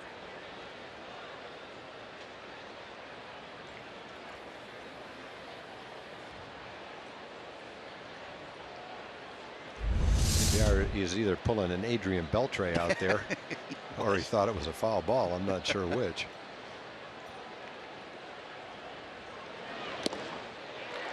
Oh, 0-2. Well, Scooter Gennett's taking some big swings today, but he's coming up empty on most of them. Having a hard time catching up with a fastball today. Yeah, he's caught up with a few this year, 14 home runs, but not with the swings he's had tonight so far. This good crowd on hand at Globe Life Park. They're getting behind Tony Barnett and the Rangers. 0-2 with 2 on and 2 out.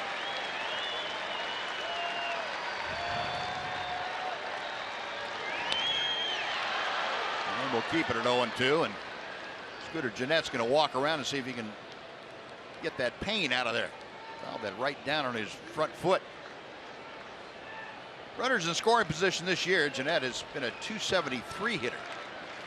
Just a little bit better than his overall average. 41 of his 56 RBI have come in these situations. Got Reed down at third.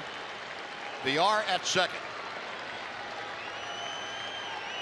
Tony Barnett trying to put the clamps on this uprising.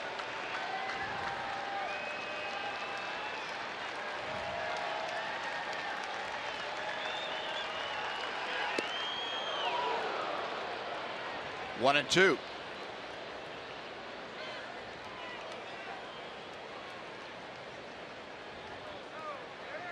Jonathan VR went about 40 feet toward third base in his secondary lead. I don't know whether that's just being a hot dog or whether he's. Well, I don't think he was going to try to steal third. Well, he'd have a tough time with a guy standing over there. Not sure what he was doing going halfway to third base like that. Feeling his oats out there.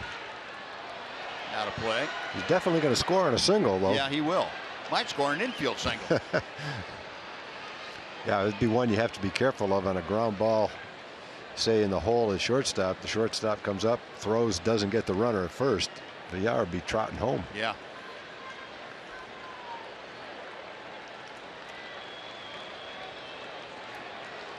Tony Barnett ready. Another 1-2 pitch is in the offing.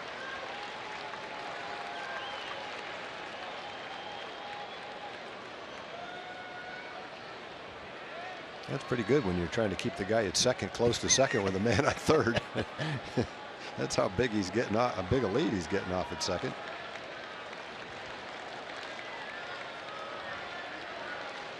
You see Elvis playing way back, so there's not much you can do to limit that lead. Just missed the outside corner. 2-2.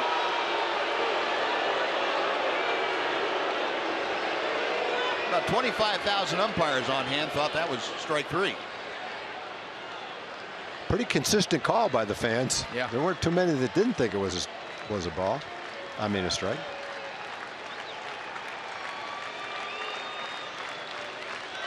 It wasn't, though. No. Good call by home plate umpire. Another foul off the bat of Jeanette. Now Luke Roy going to take some of his knowledge of Jeanette and the Brewers out there to Tony Barnett. Say, here, let me tell you what I've seen over the years with this guy. Big benefit having somebody that has been behind the plate for both teams catching it. 2-2, 2 on, 2 out.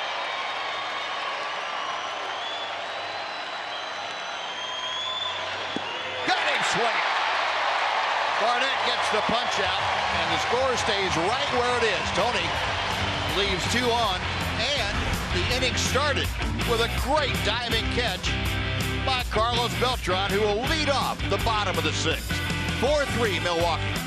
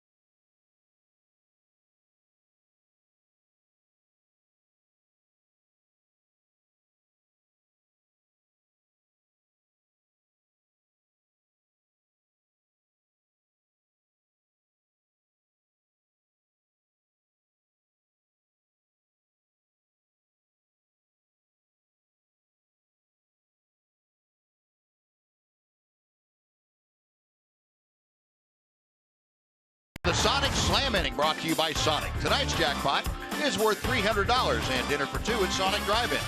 If a Ranger hits a home run during this inning, Shelly Herrera from Granbury will win $300. And if a Ranger hits a grand slam this inning, Shelly is going to take home $25,000. You can register at any participating Sonic restaurant. Shelly, I like your chances. You got Carlos Beltran, Adrian Beltre, Rougned Odor, and company. Carlos Beltran following up that great diving catch to start off the top of the sixth. Fouls off the next pitch from Jimmy Nelson. 1 ball and 1 strike. Well, Nelson has limited the Rangers to just 2 hits. One of them, the 3-run home run off the bat of Carlos Gomez, following a couple of walks. And then Elvis Andrus had a 1-out single in the 5th inning. Breaking ball makes it 2-1.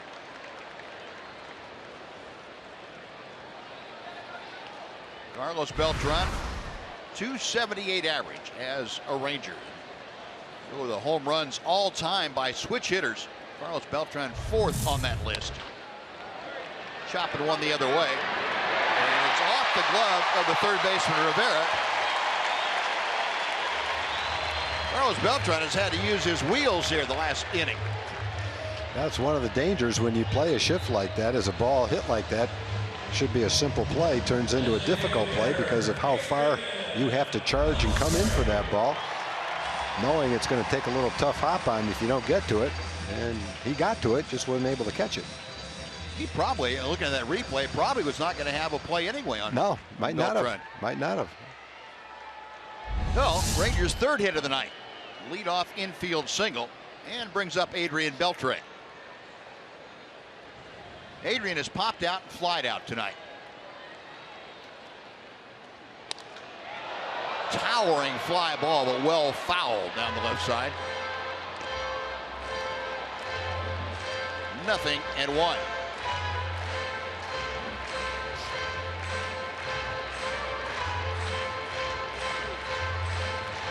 .297 season average for the Ranger third baseman. Now tonight handling DH chores. 101 RBI.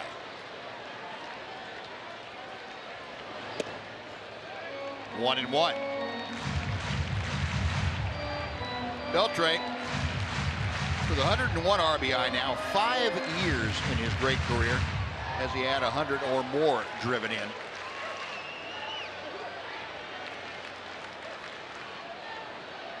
It's also his 3rd as a Ranger. Check swing, he did not go. Jim Joyce very emphatic with that call down at first. It's 2-1.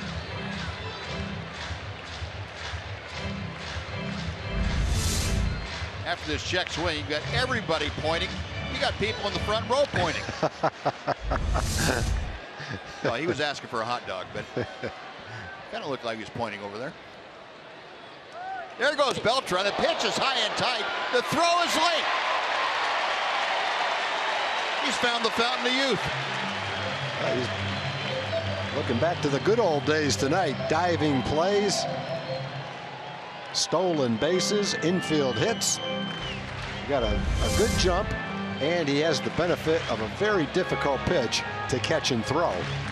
Pena has to reach up on a ball that's up near Adrian's head and still throw it, and just wasn't able to do it to catch Carlos at second base. Well, there's evidence what you were talking about earlier, Tom, about using his experience. May not have the true speed anymore, but using that experience to get the job done. And he saw that Jimmy Nelson was paying no attention at all and taking a while to get the ball to home plate. Carlos did fine. Yeah, and when he was in his prime, he was one of the most successful base stealers ever.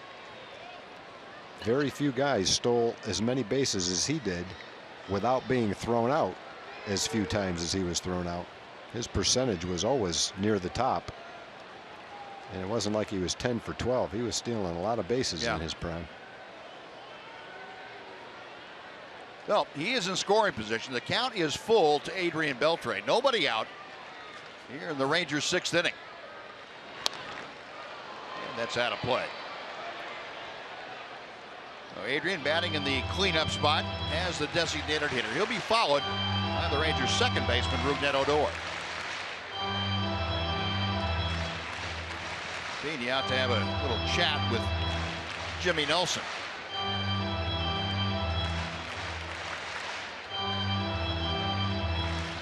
First stolen base for Carlos Beltran since August of 2014. He just stole that with guile, let's put it that way. Breaking ball inside, and Beltre draws the walk. 2 on for Odor.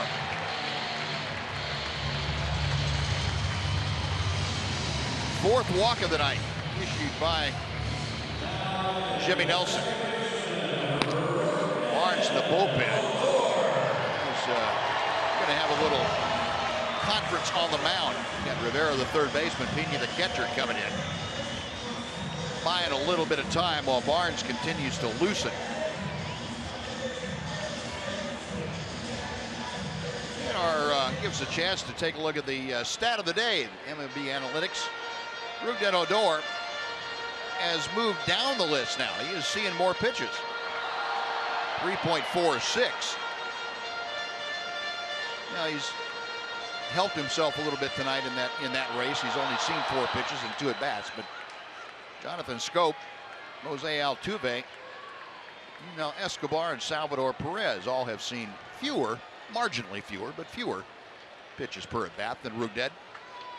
He's got the tying and go-ahead runs on base, however, with nobody out here in the 6th inning. Odor tonight has flied to right, flied to left.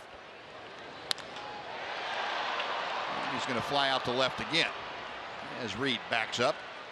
1 out.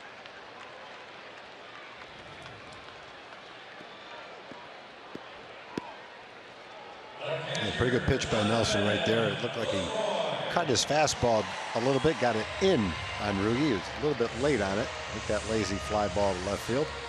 Well, with 2 on and nobody out, that's a pretty nice pitch. Wasn't necessarily where he was trying to throw that ball. Looked like he was trying to throw it away. Instead, he got it in and had success with it. So 1 gone. Here's Jonathan Lucroy.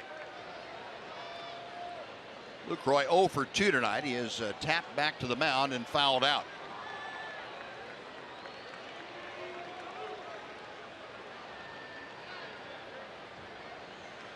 Nelson a check of second.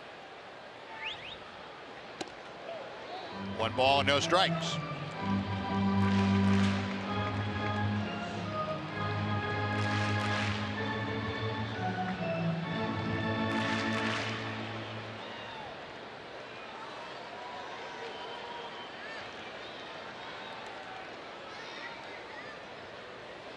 Jonathan, a .292 average overall. Down the line, a fair ball. It's going to be extra bases. Beltran will score. Beltre being waved around third. There will be no throw, and Jonathan Lucroy has done it to his former team. A 2-run double. He has turned the game around. The Rangers lead it 5-4. Jonathan's just had so many big hits like that since he's been here.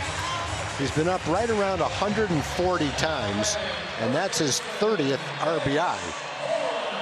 He's also had 10 home runs in those 140 at-bats, and if you do the math and project that over a full season, you get kind of the magnitude of the production that he's given the Rangers. He rips that ball past Rivera at third base. Rangers pick up a couple, and that's it for Nelson. Well, like the game winner he had against the Angels, same kind of ground ball right near the bag that played the winning run on a walk-off. Jonathan Lucroy gets the Rangers on top with that 6th inning double here. Pitching change underway. We will be back to Globe Life Park right after this on Fox Sports Southwest.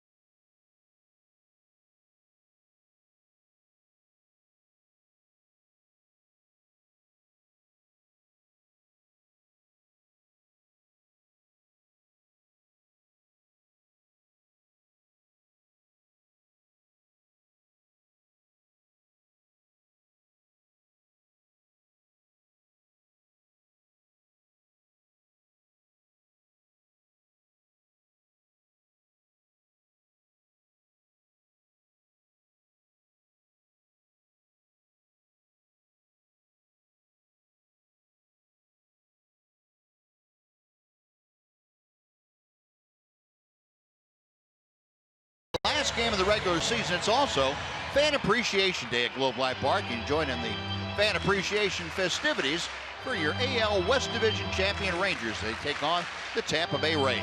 Visit TexasRangers.com or call 972-RANGERS for your tickets. Well, they are dancing in the aisles now as the Rangers have taken the lead 5-4. Courtesy of Jonathan Lucroy's two-run double. He is at second. Jacob Barnes has come out of the bullpen to take over. He's facing Mitch Moreland. Saw Barnes last night. Worked a scoreless inning. 26th appearance of the year for the 25-year-old. Make that 26-year-old. 2.88 ERA with a 2.39 opponent's batting average. Now, Mitch Moreland 0 for 2 tonight.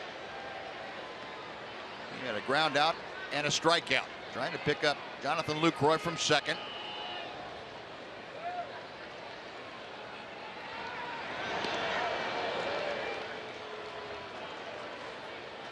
Arcia sneaking in behind Lucroy, but the throw not nearly in time to get him.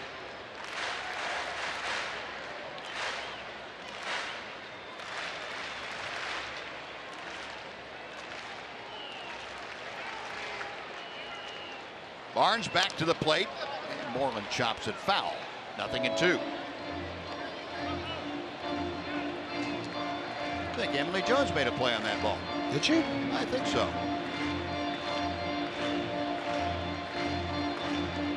She disappeared down the tunnel, so he couldn't check with her. I'm sure we'll hear about her if she did.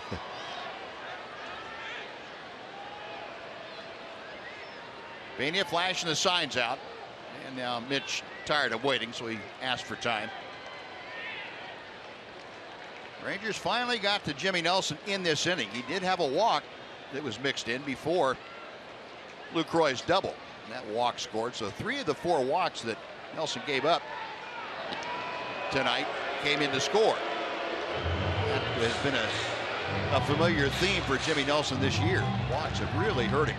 He had 82 coming in, now he has 86.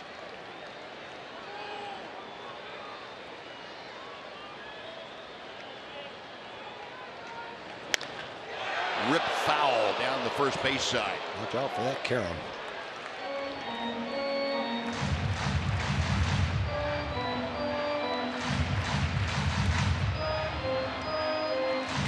Mentioned Mitch in a bit of a struggle, although he has hit some balls right on the button the last week or so.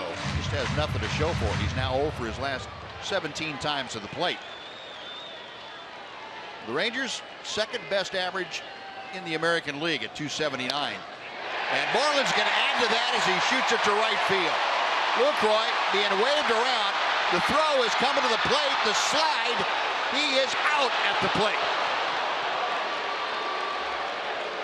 Yeah, Lucroy said something to home plate umpire Marvin Hudson, probably about blocking the plate before he had the ball.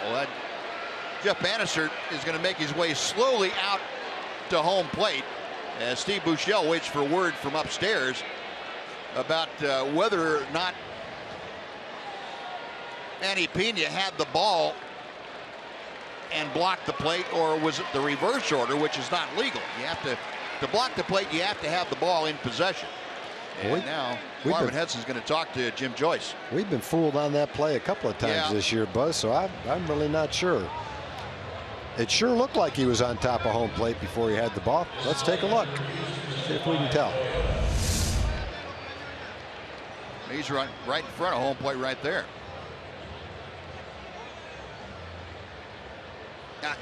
He was in the act of fielding it. He didn't have the ball.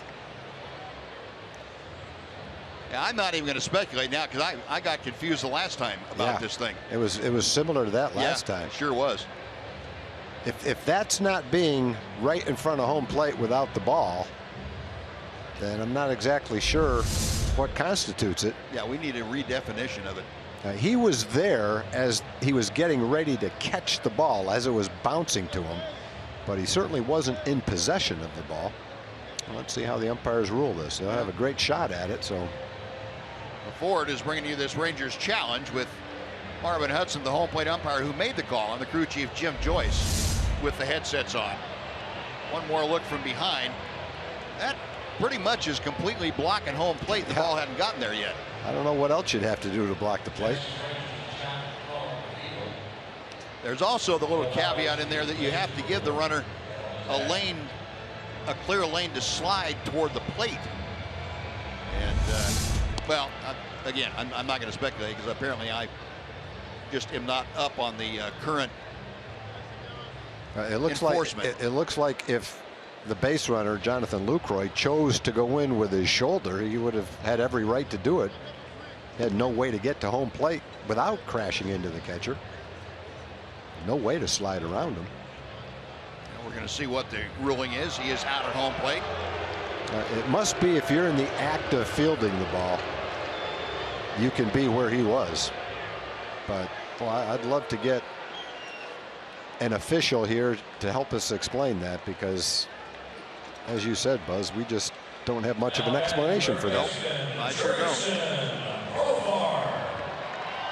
So put out goes 9-2. Lucroy caught at the plate, and Mitch Moreland deprived of an RBI on that throw by Domingo Santana. Mitch, though, did snap that 0 for 17 that he'd been in. Here's Jurickson Profar. Profar tonight has walked and scored and flied to left field.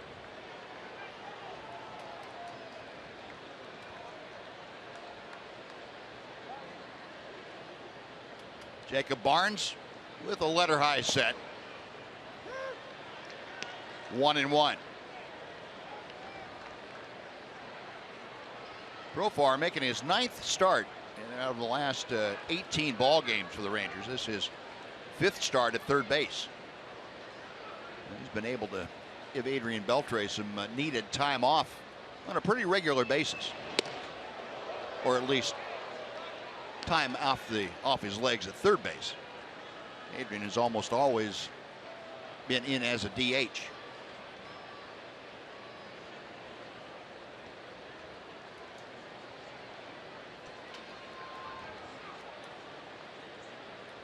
Now Barnes okays the sign, a check of Moreland at first. 3-1. Now with 2 outs now, Profar trying to extend this inning. Elvis Andrus is in that on deck circle.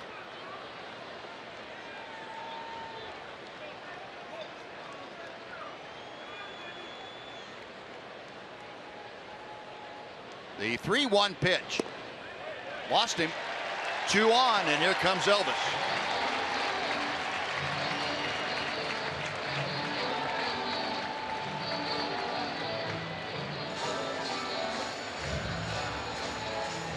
The shortstop, Elvis. Well, the explanation we got on that, the replay, the challenge at home, is that the official at the replay command center said there was no violation of the block rule. The tag was applied, so the call at home was confirmed.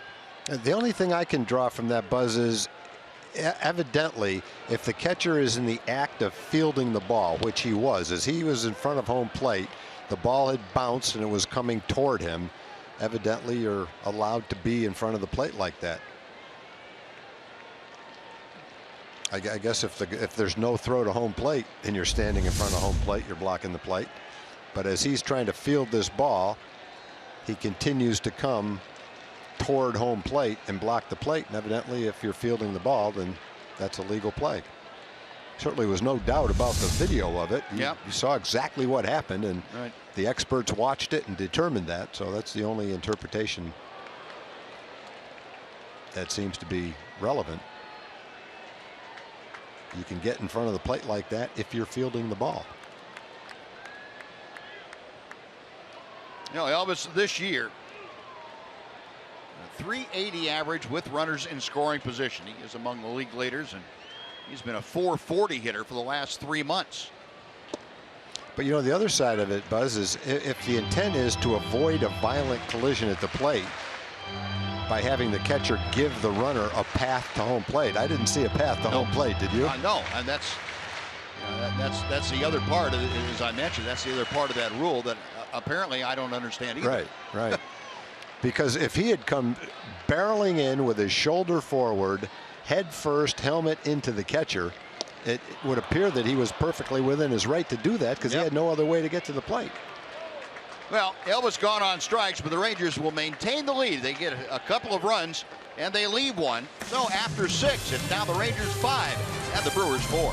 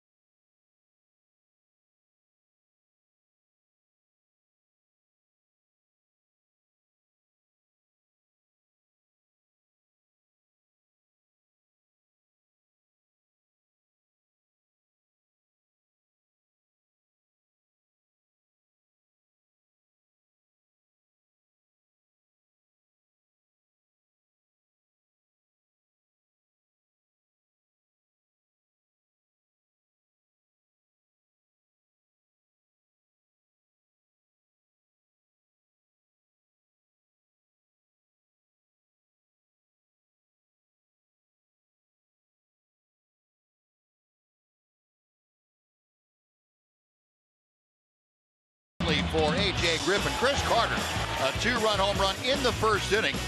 Got the Brewers on top. Then Manny Pena added a solo blast in the second inning to make it 3-0. The Rangers came back to after a couple of walks.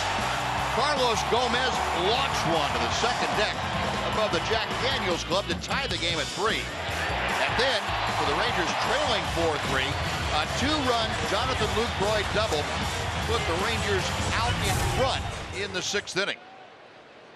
And now we go to the 7th inning, and Keone Kela comes out of the Ranger bullpen to take over for Texas.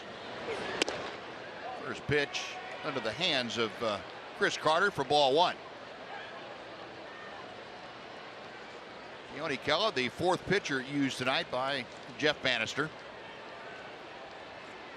Chris Carter, a perfect evening so far. He is 2 for 2 with that 2-run home run and a single. How about the at-bats per home run ratio? And Chris Carter, 5th best in baseball. Under 14 at-bats for every home run he hits. Mark Trumbo, just over 13 at-bats per home run. He leads the pack.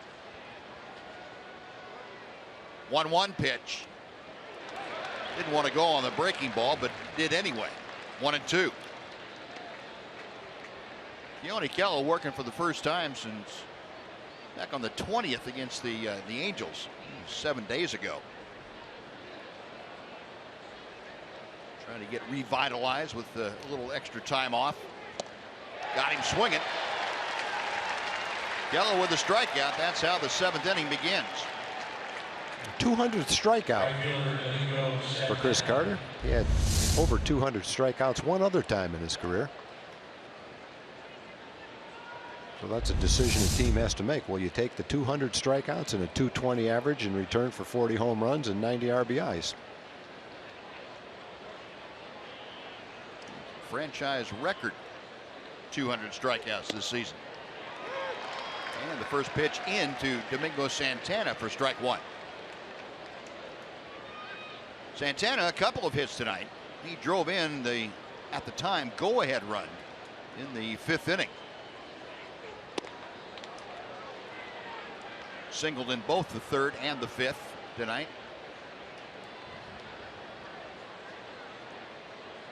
Rangers 5 runs on just 5 hits this evening. Brewers 4 runs on 10 hits. 2-1. Let's go down to Emily Jones. Well, guys, we've been talking about the reinsertion of Jeremy Jeffress and Tony Barnett into that bullpen, and Jeff Bannister talked today about how he kind of wanted to work those guys in, saying he did want to get Tony at least an inning of work today and then give Jeremy the day off, try to get Jeremy back in tomorrow, and then of course Tony would have 2 days rest because of the off day, but he would like to see them both try to pitch back-to-back games before the regular season ends. He realized that might be a bit of a lofty goal, but if it presents itself, that's what he'd like to do. Thank you. Yeah, that's get down to 4 or 5 or 6 games left in the season. You're trying to get all that stuff accomplished. It becomes a little bit problematic, but given the best of both worlds, you'd have a couple of weeks to try and get that done. That's not the case for the Rangers. Santana fouling off that breaking ball that hung up there for him. Rangers captain's at it again. Here we go. Yeah. See if he gets somebody. Yeah. Success. Two ladies there. Why'd you do me that way? Horse. Breaking ball. See you later. Santana tied up like a mummy at home plate. 2 gone. You got that curveball working tonight.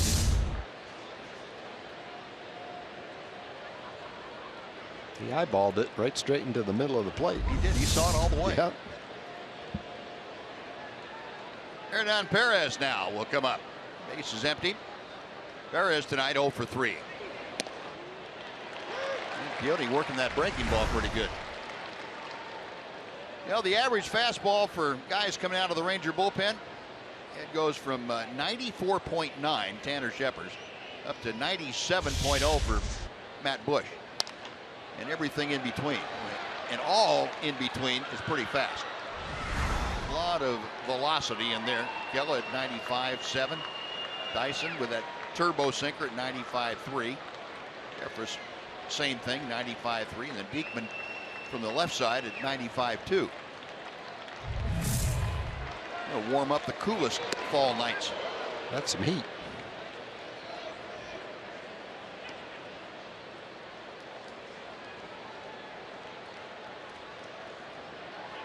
A ball and 2 strikes. The count to Perez.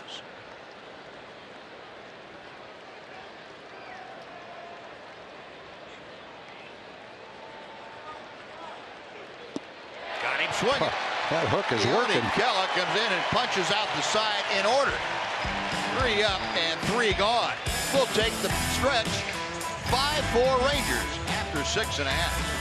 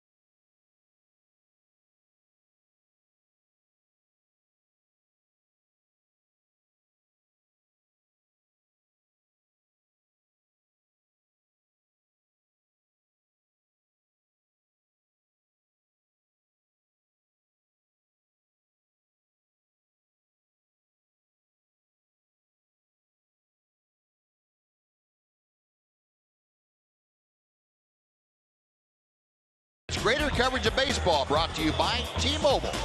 Wilson Ramos, the Washington Nationals, going to be out for the rest of the season and all of the postseason. He tore an ACL in his right knee. That's bad news for Washington and for Wilson Ramos. Meanwhile, Cleveland Indians clinched their first division title since 2007. Win over the Tigers last night. Corey Kluber, though, not such good news. Expected to miss 7 to 10 days with a quad strain. He's being further evaluated. Jan Marinez is the right-hander on now for the Milwaukee Brewers. He will face the top of the Ranger order. And that starts with Carlos Gomez. Marinez in his 45th appearance of the year for Milwaukee. Well, Cleveland's going to be going into postseason play with 60% of their starting rotation. Well, they have really had it tough, haven't they? Yeah, they're going to be tough for them. Kluber, I guess, might be ready by the end of the first round of the playoffs. Carlos Gomez 1 for 3 tonight, but that one was a huge 3-run home run. He fouled that pitch down that almost ate him alive inside. Yeah, the reaction on that home run was priceless when we looked at the bench and saw Joey Gallo, Adrian Beltre, not sure who can't remember who the third one was, just with their mouths open watching the majestic flight of that tape measure home run. And for Joey to look at a ball like that where he's hit some balls is kind of shows you how far it went. Well, speaking of that, we'll take you back there. Our AT&T high-speed internet replay. Watch this. Boom, liftoff. That's about as compact a short, powerful swing as you'll see, resulting in a 400-plus home run.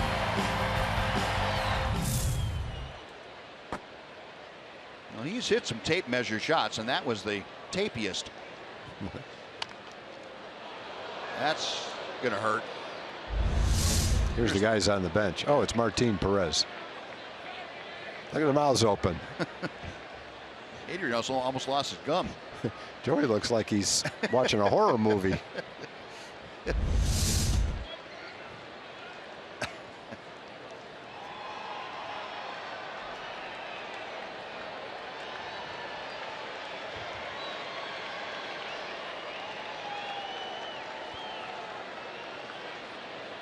Oh, and 2. Carlos trying to walk that last one off. Meanwhile, Marinez waiting on top of the hill.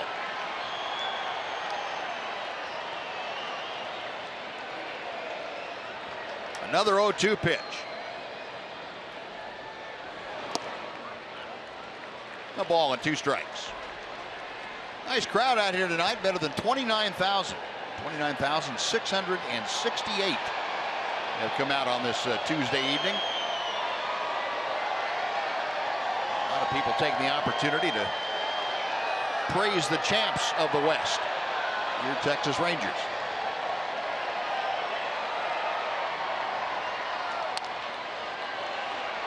Fair ball behind the bag at third. Rivera, high throw, and coming off the bag is Carter. Gomez is safe. Sprinting all the way, and he got to first base while Carter was in the air. He wasn't that high in the air, maybe a split second, but while he was, Carlos sprinted by the bag. Strong throw, just a little too high. Didn't come down in time, it looked like. He needed to get rid of that the first time instead of pat his glove with it. Oh, that's going to be ruled an error on the throw. Rivera being charged with the miscue.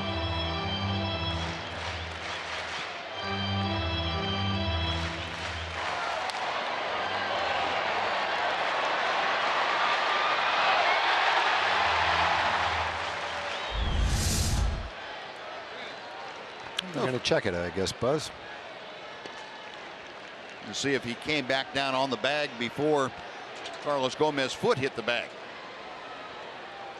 And Fred Counsell going to issue the challenge on that on that last call. Again, the call on the field is safe, so there has to be clear and convincing evidence to overturn that safe call. And again, the home plate umpire, Marvin Hudson, and the first base umpire and crew chief, Jim Joyce. Ford bringing you this Brewers challenge. That was quick. Didn't take long for him to figure out. That's when they said, well, what the heck, we got a challenge, we might as well use it, not leave it on the bench. Yeah, the call stands. That might be the quickest one of the year. Could have been. They took one look at that and said safe.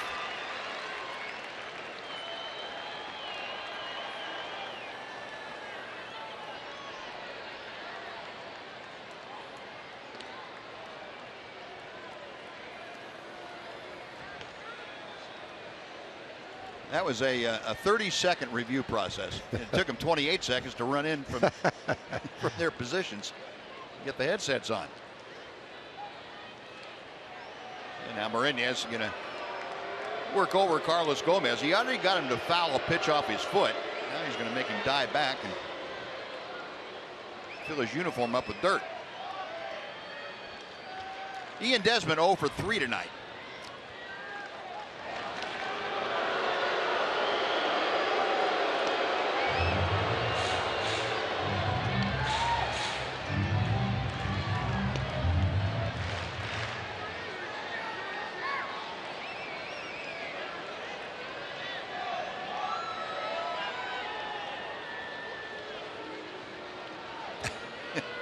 Pereñas, not really sure who to pay more attention to. Manny Pena, the catcher, or Carlos Gomez over there at first.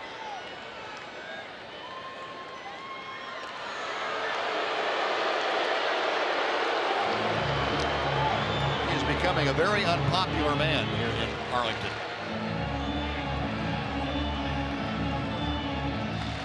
Well, sooner or later, you're going to have to throw the ball by the hitter, to the hitter anyway. Carlos 18 out of 22 between the Rangers and Houston this year in stolen bases. 1 ball and no strikes.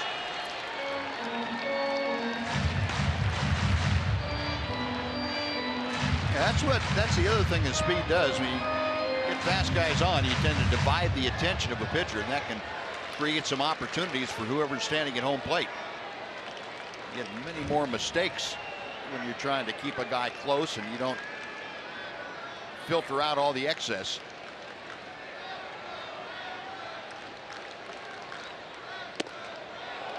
Two 2-0.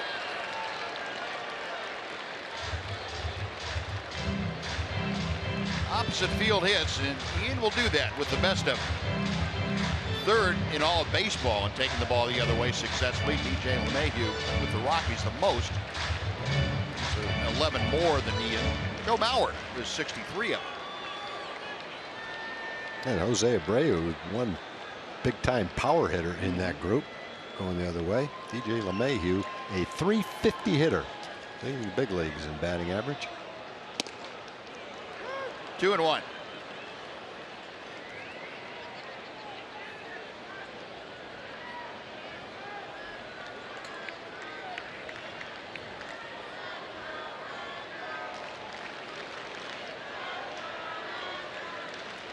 Pereñas. Belt high set. 2 balls, 2 strikes.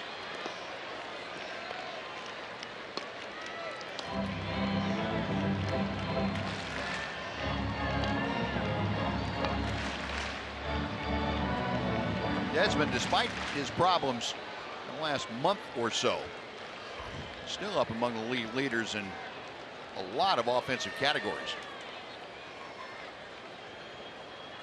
There goes Gomez. The pitch is inside. The throw is high and out at second. Hussein Villar got the tag down on the leg of a sliding Carlos Gomez before his hand hit the bag.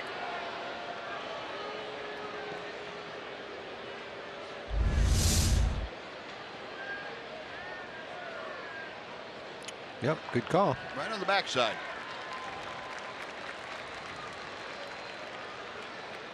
Well, the 5th time that Carlos Gomez has been caught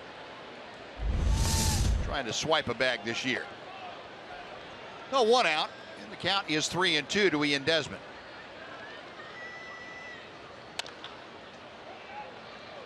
We'll come back and try it one more time.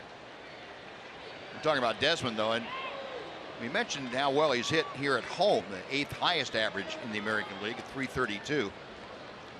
He's still tied for 4th in multi-hit games with 55 of them this year.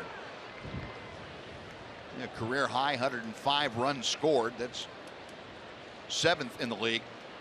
And he's 10th in hits with 174. That also is a career high.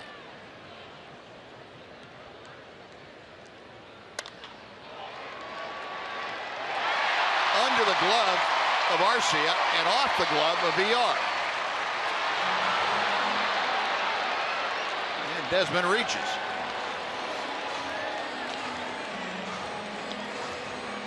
And we'll see how that one's scored. That's going to be a base hit. A well-placed ground ball. Neither one of them could get to it.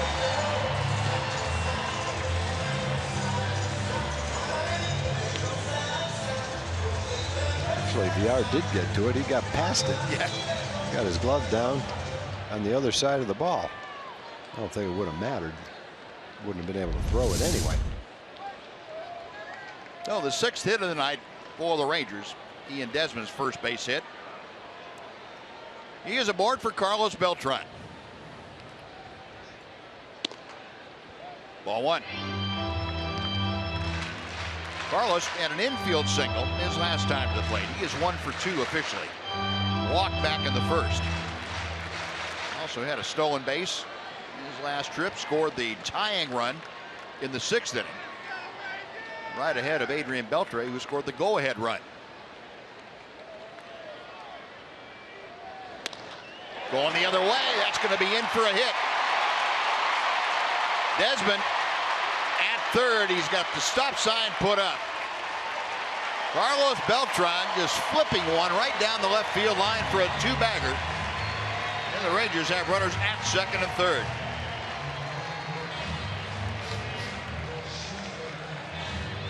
Carlos has been on 3 times, and they have a pinch runner for him at second base.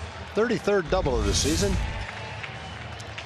Kind of reaches out for a pitch 6 inches outside and just strokes it into left field for a double. Just as smooth and easy as you can do it. Like Adrian Gonzalez right there with that swing.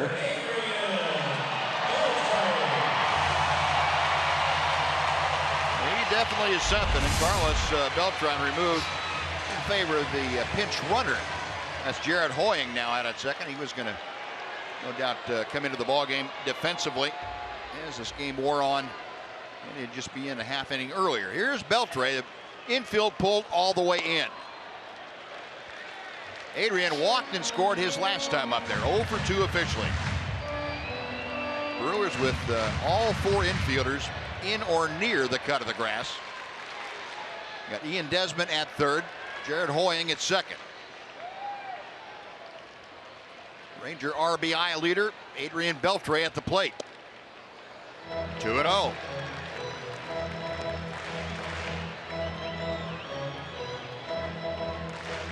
This season, when Adrian gets ahead of the count, look out, pitchers.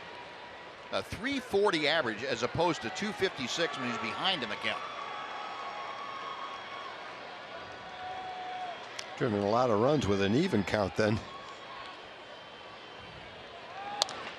Get over his head. Over the mound, off his glove. It's in no man's land. The throw, they got him at 1st, but in to score is Desmond. Beltre thrown out on a nice play by VR. At the RBI for Beltre, it is a 6-4 lead. I had to get over the pitcher's head to get the run in. And then it looked like it was going to be an infield hit until VR right at the end reached down, snared that ball, and got something on the throw, sprinting toward 3rd base. Very nice play. Just get that insurance run, though. Joe Beltre with his 102nd RBI of the year. And Ian Desmond, another run to his ledger. For Desmond now, that is his 106th run scored this year. Well, here's Odor trying to pick up one more. He's got Hoying down at third. 0-1. Rougned 0 for 3 tonight. He has flied out all 3 times. Matt Bush ready in that Ranger bullpen.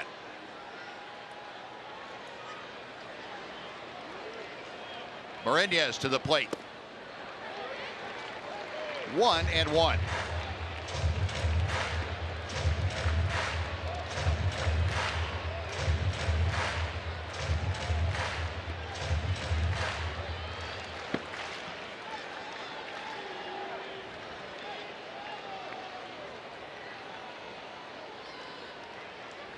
Martinez with the next pitch.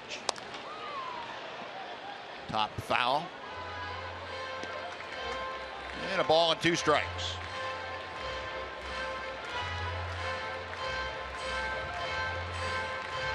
Jared Hoying on as a pinch runner. Took the place of Carlos Beltran. He's down at third. Rougned Odor trying to drive him home is at the plate. 2 outs. A run across. Rangers now have a 2-run lead at 6-4.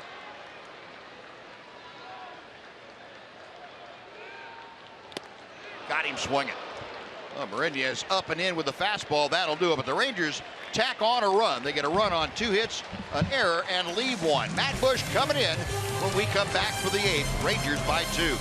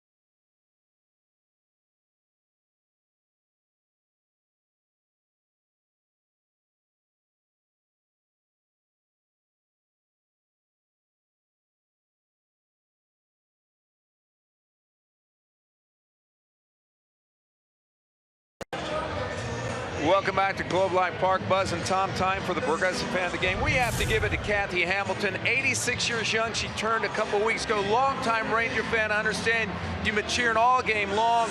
Also, West Coast games, rain delays. You stay with the Rangers thick and thin, right, Kathy? 3 o'clock is not too early to go to bed if the Rangers are still playing. There we go. You love Buzz and Tom. You watch them every night. Here's the bag. Congratulations. And we understand you have your family here, 4 generations deep. It gets a little in the 9th inning when the Rangers, all those come from back behind wins. You enjoy those, but you like that after game ritual. What's that, Kathy? I like when the catcher and the pitcher get together and Jonathan and Sam pull each other's beard. You like that? Okay. Oh, yeah. Well, hopefully we'll see that tonight. Yes, we will. Okay, very good. Well, good to have you out here. Enjoy the rest of the game. Anything else you'd like to say? The Rangers are going to win the World Series. Oh, we like that, Kathy. All right. Appreciate it. Happy late birthday. Appreciate it. Thank you. Thank you. All right. There we go, Buzz. Nice going, Noxie. That's great. Well, Matt Bush on now, and Matt will pitch here in the 8th inning, his 57th appearance of the year. 7-2 overall. That opponent's batting average, though, getting down toward minuscule, 198 at the moment. Matt facing Manny Pena to start things off. And Jared Hoying, as we mentioned, staying in the ball game. He is out in right field now.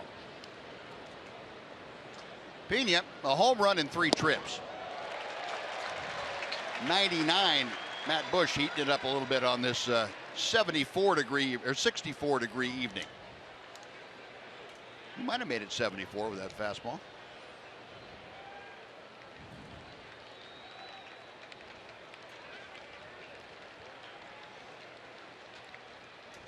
One, two.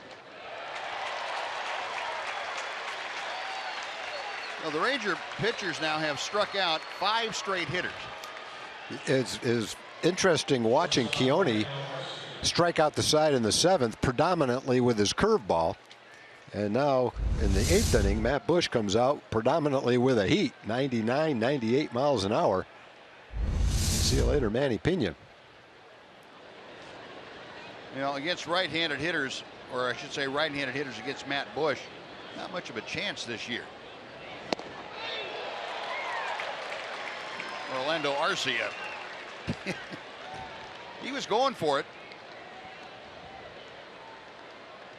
2 for 3 with a couple of singles is Arcia tonight.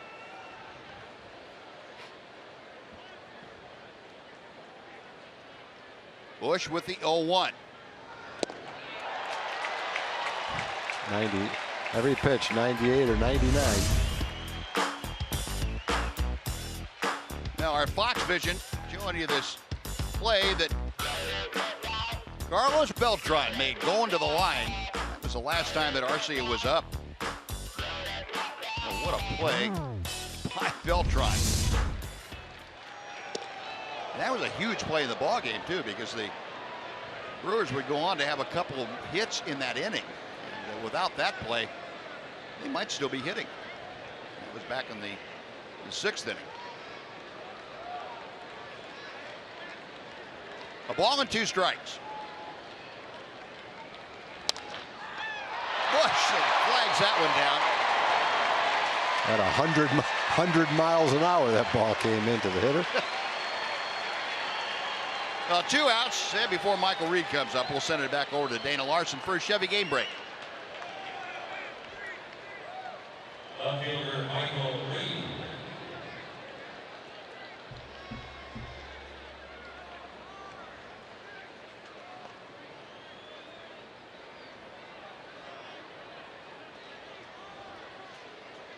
All right, Dana, thank you. Well, they had been extremely hot, winning almost every imaginable way. Yankees finally put a stop to that. Michael Reed hitting that fastball in on him, fouls it back. Reed 1 for 3 tonight. Had a 6th inning single.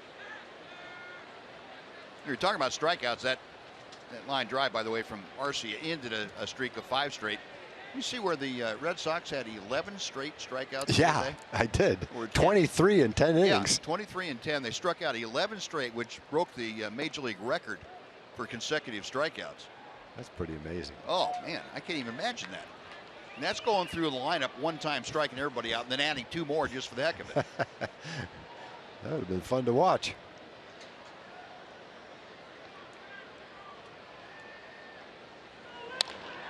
Right back to Matt Bush. And on to Moreland. Well, that's about as quick and tidy an inning as you're going to have. 1, 2, 3, and gone. We'll go to the bottom of the 8th. Rangers 6, Brewers 4.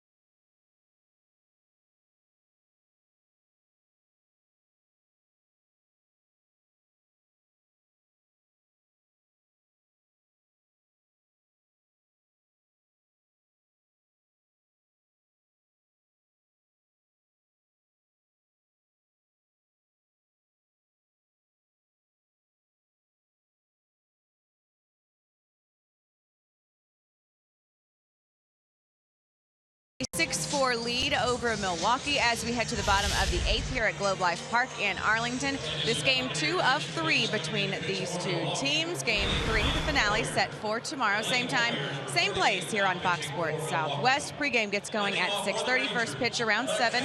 There you see a couple of the featured hitters headed into tomorrow. Chris Carter and Elvis Andrus. 444 average for Mr. Anderson. His last 11 and some pretty solid numbers in the last couple of seasons for Chris Carter overall. Should be a good one in the finale. Hopefully a rubber match as we close this one out with the Brewers. And a big fine thanks to the folks at AT High-Speed Internet for getting us ready for the finale tomorrow, guys. All right, Dan, thank you.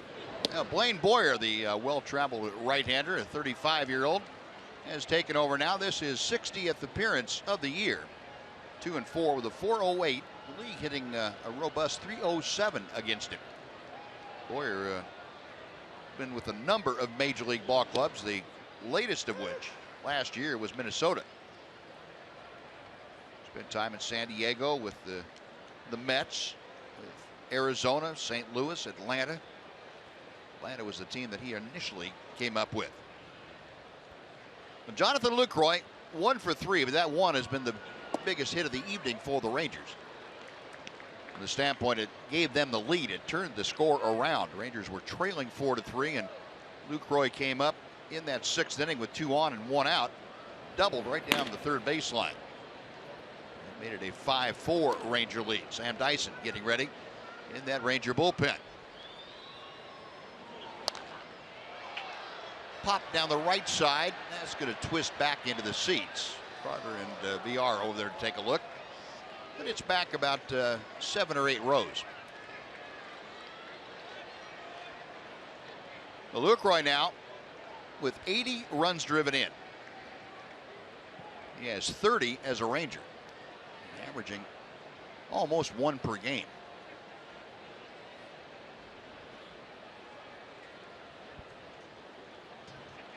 Two and 2 the count.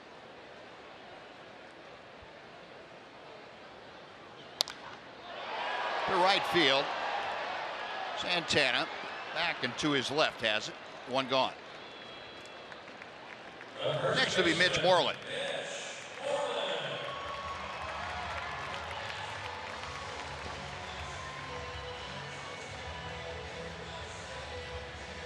Moreland snapped an 0 for 17 with a single his last time up. Could have very easily had an RBI, except that Jonathan Lucroy was shot down trying to score on that play at the plate. Nice throw by Santana. Nailed him for the out.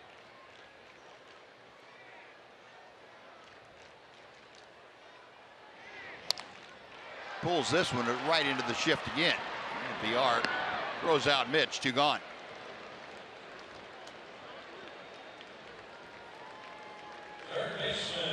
That's got to be a little frustrating. You know, he's hit, I don't know how many balls he's hit just like that. And you go back before the shift days, and all those balls are just well hit balls into right field for base hits. Yeah. And they just turned into outs now.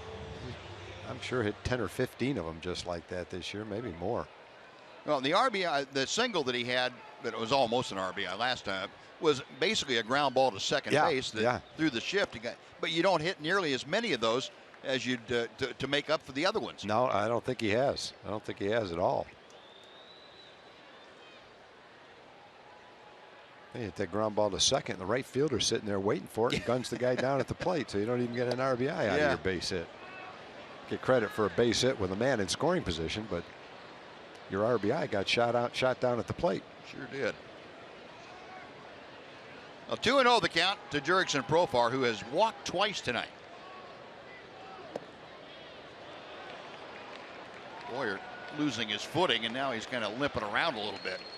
Sam Dyson, meanwhile, biding his time out there. He's going to face the number 9 man, Rivera, to start things off, then back to the top of the order. Blaine Boyer, look how he kind of twisted that landing foot a little bit.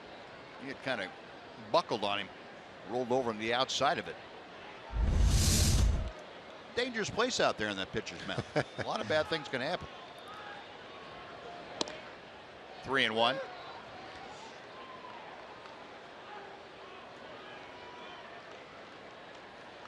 Profar currently hitting at .244. First of his walks came back in the 3rd inning and scored. Juan Carlos Gomez home run. Takes the walk here, his 3rd walk of the night.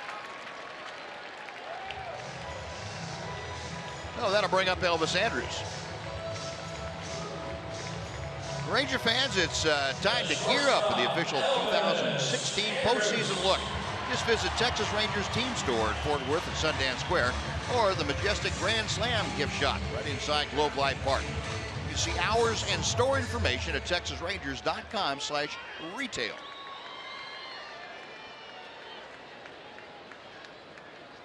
Here's Elvis, who is 1 for 2 officially.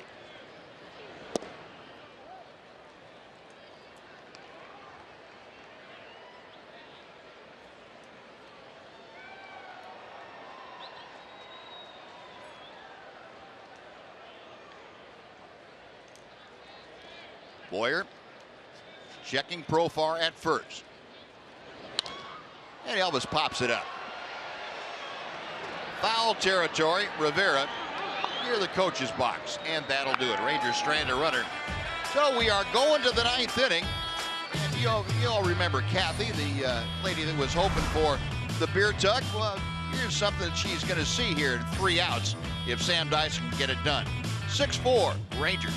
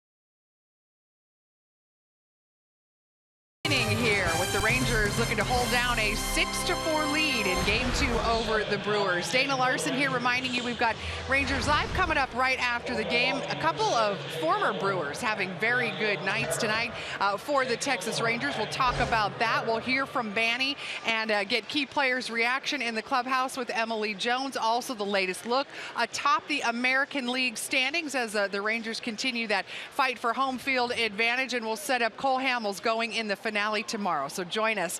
Mark McLemore and Pudge Rodriguez here with you on Rangers Live coming up right after the game. Guys, we'll see you then. All right, Dana, thank you very much. Well, we head to the top of the 9th inning. Here's Sam Dyson, his 72nd appearance of 2016. 36 out of 41 in the save and save opportunity category. 250. The opponent's hitting against him. And Jake Elmore pinch hitting to start off the top of the 9th. 1 pitch and 1 out. That's one where the bat jumped off the ball. It did. Sounded like the bat got rejected by the ball. Man. Bill Elmore, a little tapper. And how about this? Almost 73% of the ground balls against right-handed batters. That's the 2nd highest among major league relievers. Right-handers have a tough time getting that ball elevated. So 1 gone, back to the top of the order. Jonathan Villar, the switch-hitting 2nd baseman, having another good night. He is 2 for 3 this evening. Single and a double.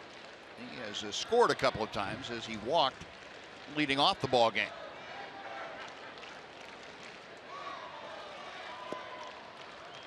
First pitch breaking ball. 1-0. LBR with a couple of more hits tonight, a .285 average now. And his 17th and 18th home runs last night.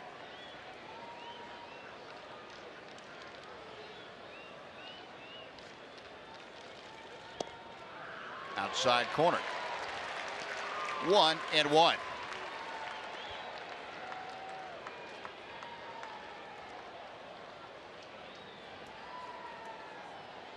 VR adding to the rebuilding process with the Milwaukee Brewers. Brought him over from Houston. Really kind of a, I'm not gonna say it was a throwaway deal, but change of scenery for both guys. Milwaukee sending a mid-level pitcher to Houston, and Houston sending VR up to Milwaukee.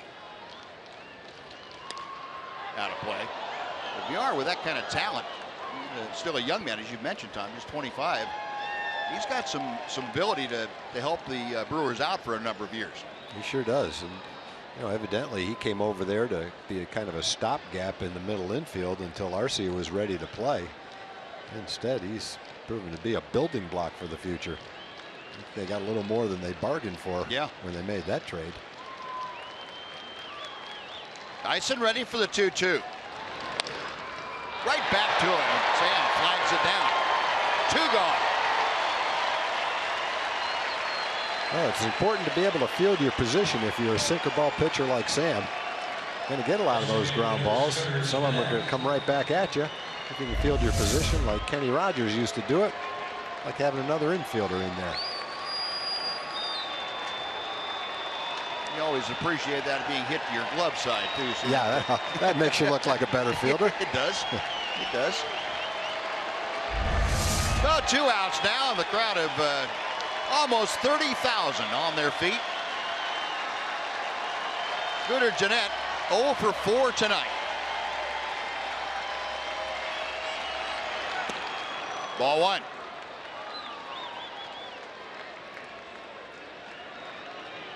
Gennett has struck out 3 times and flied to left. Currently a .264 average.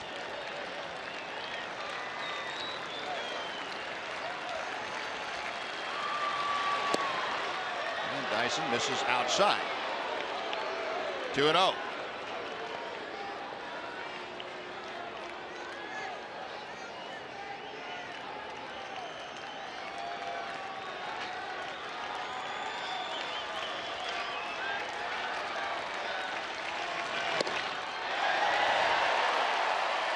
I don't know if Gennett was trying to check his swing or he trying to look at a practice swing. It did. Yeah, he was swinging underwater. 2-1. Like someone had a big rubber band holding his bat back and he was trying to pull it through the strike zone. Now 3-1. And the last thing Sam Dyson wants to do here is walk Gennett. You have to face Chris Carter as the tying run. Absolutely. I mean, Gennett's had a nice season. He's a good player, but he's struggling tonight. He struck out 3 times tonight. You want to make him put the ball in play. Throw it right down the middle to him.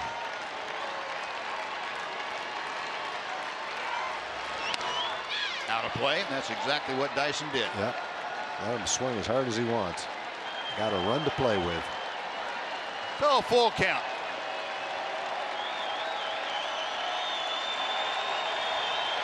$29,668 making some noise here at Globe Life Park. Rangers trying to close out their 93rd win of the year. Payoff pitch from Dyson. Ground ball. It is foul outside third. We will try it one more time. Boy, that was close. That's what Gennett was saying to himself. 0 for 4 with 3 strikeouts. Almost snuck a double down the left field line to salvage his night.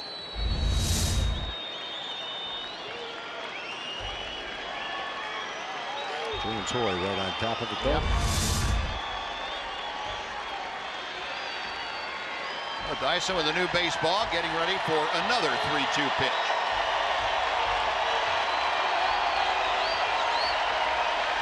Chuck Morgan imploring the crowd to make some noise, and they're complying. Lost it. Well, Jeanette works the 2-out walk, and that will bring up Chris Carter as the tying run. First baseman Chris Carter.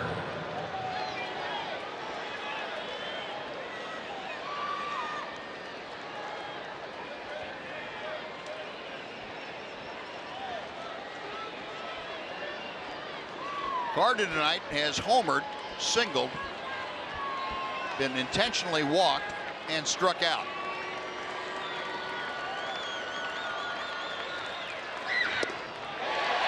Oh, and 1.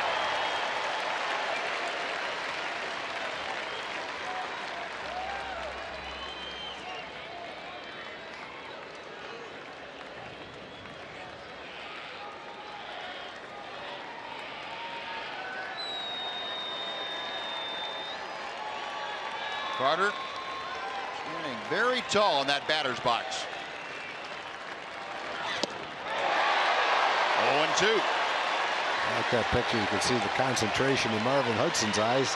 The home plate umpire, he's been back there for 3 hours and somewhere around 280, 300 pitches, and he's still bearing down with that look on his face. Been a good game for Marvin Hudson, Buzz. I can't remember saying one thing about the home plate umpire. Nope. So when you don't notice the home plate umpire, he must have had a good night back there. Only thing we said about him was he's getting the headset on to for replay. Yeah. I don't remember the hitters looking back. I don't remember the pitchers looking in. That pretty much is the definition of a good game by a home plate umpire. You know, Chris Carter, not a lot of lit up rectangles, but the ones that are lit up for a long way. He was not like the high one. No. 1 ball and 2 strikes.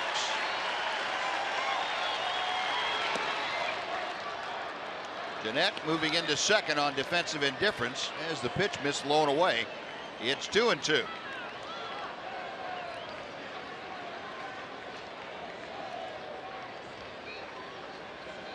know, Lucroy and Dyson going to discuss what they have in mind for both the sequence of signs with a runner at second. And that will change a bit. And also, what do you want to do with Chris Carter? But, what do you feel most confident that you can throw down and away to him, or up and in? Either one. 2 balls, 2 strikes, 2 outs. Dyson to the plate. 3-2.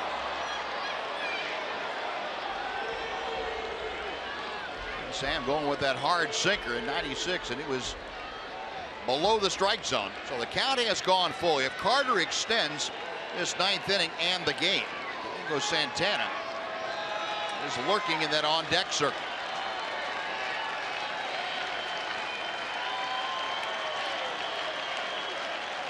Dyson ready for his 19th pitch of this inning.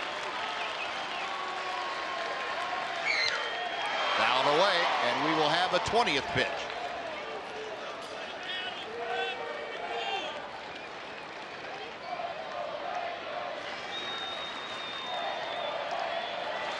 Jeff Bannister has looked out at the scoreboard to see that Boston has lost, as Dana told you earlier. And the Rangers can climb back to a half-game advantage for the best record in the American League with a win here tonight. Another 3-2 pitch from Dyson. And that gets by Lucroy, so down to third goes Jeanette. The walk puts runners at the corners for Santana. So back-to-back 2-out walks by Sam Dyson.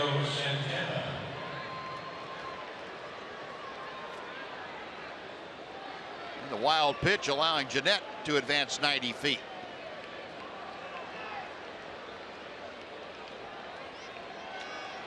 And again, Lucroy out to talk to Sam.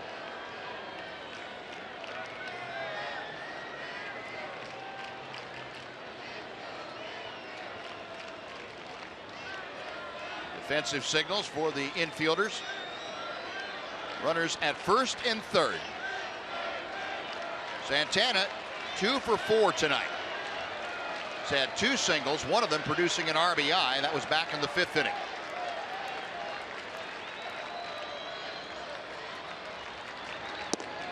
A little bit low for ball 1.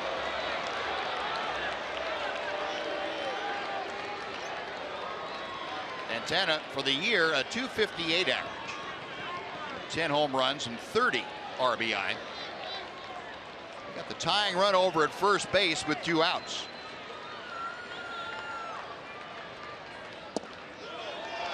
Ball 2. Same pitch right on top of it. Not a strike.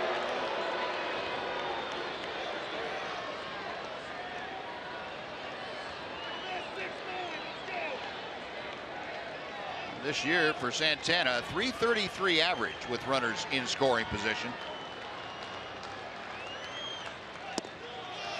There's a strike. That was a little bit higher, but still a borderline pitch.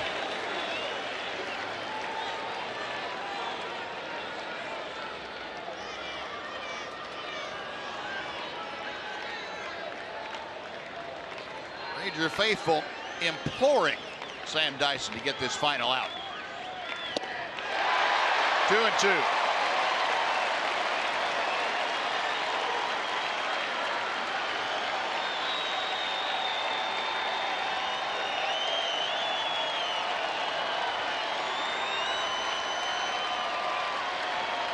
Sam Dyson trying to close out his 37th save of the year. Out of the way.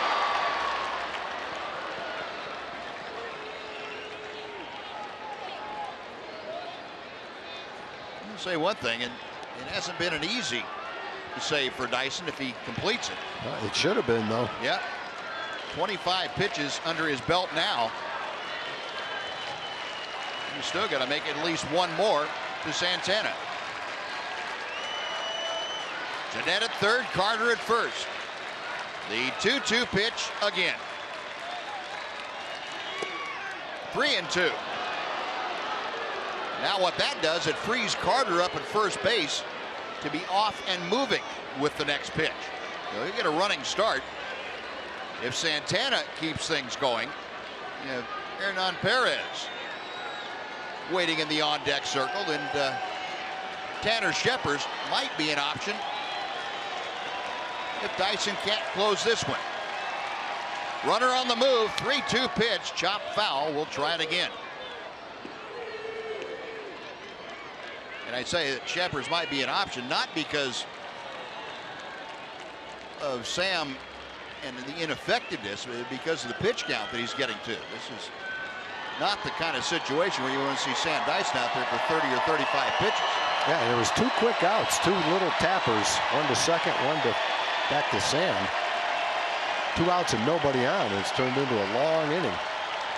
Again, the runner on the move, strike 3, and that is a winner.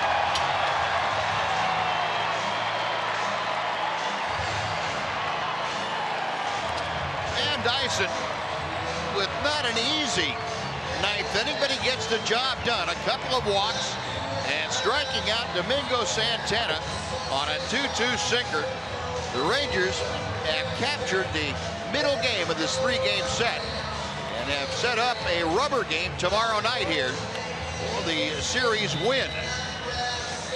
Oh, a nice job by Dyson working around some self-created problems. He got it done, though, getting Santana, and the Rangers get their 93rd win of the year. They move back into the lead for the best record in the American League. Rangers now at 93 and 65, back to 28 games, over 500 for the year. So congratulations all around as the Rangers snap a mini 2-game losing streak.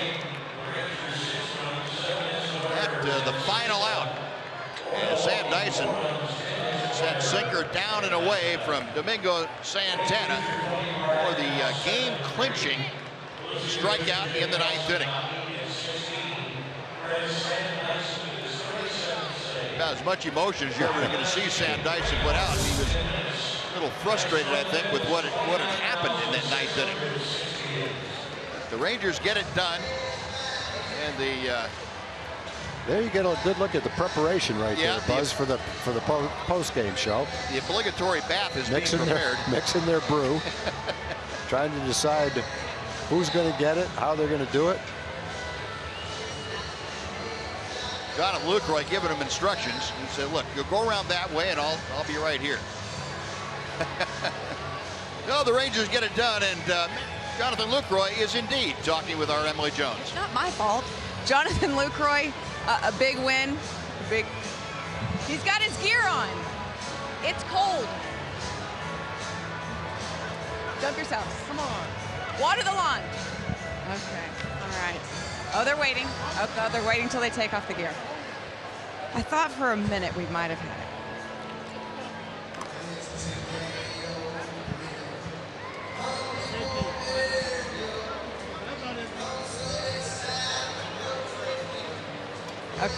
Shoes off too? Yeah, I got it. Of course.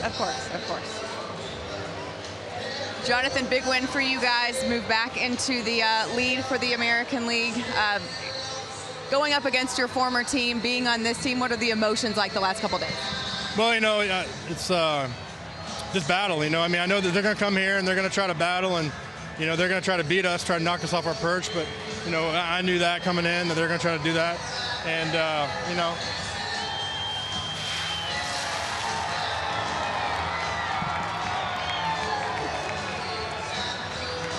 They just like to torture with that last. I didn't feel like I deserved that, but.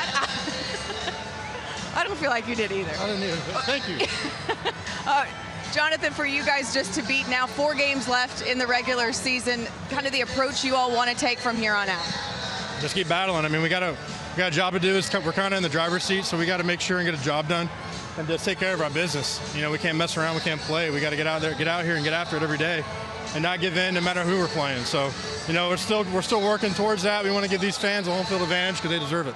And then finally, one more thing, just working with this pitching staff, a couple of guys coming back, and Jeffress and Tony Barnett. How important is it for you these last couple of days to get in that groove with everyone on the staff? Well, obviously, that's 2 big pieces out of the out of our bullpen that we got back because of injury and because of Jeffress' stuff. But it's nice to have them back. Obviously, they're very important guys out of the bullpen that we need to use, that we're going to need to use down the stretch. So they both did well in their outings. JJ yesterday, Tony today. So definitely looking forward to catching them again. I lied. One more thing. Who's winning a foot race between Adrian Beltre and Carlos Beltran? Ooh, I don't know. That's pretty tough. Yeah. I mean, they're both like carrying canes when they're running. So I was about to say they're both so super fast. Get them like a wheelchair or something, maybe like a little faster. Right. Jonathan Lucroy up top. Thanks, bud. We'll send it back now to you. Okay, thanks very much. That was very diplomatic of him. You should join the debate. Well, the Rangers win it 6-4 here tonight. We'll be back to Globe Life Park with more right after this.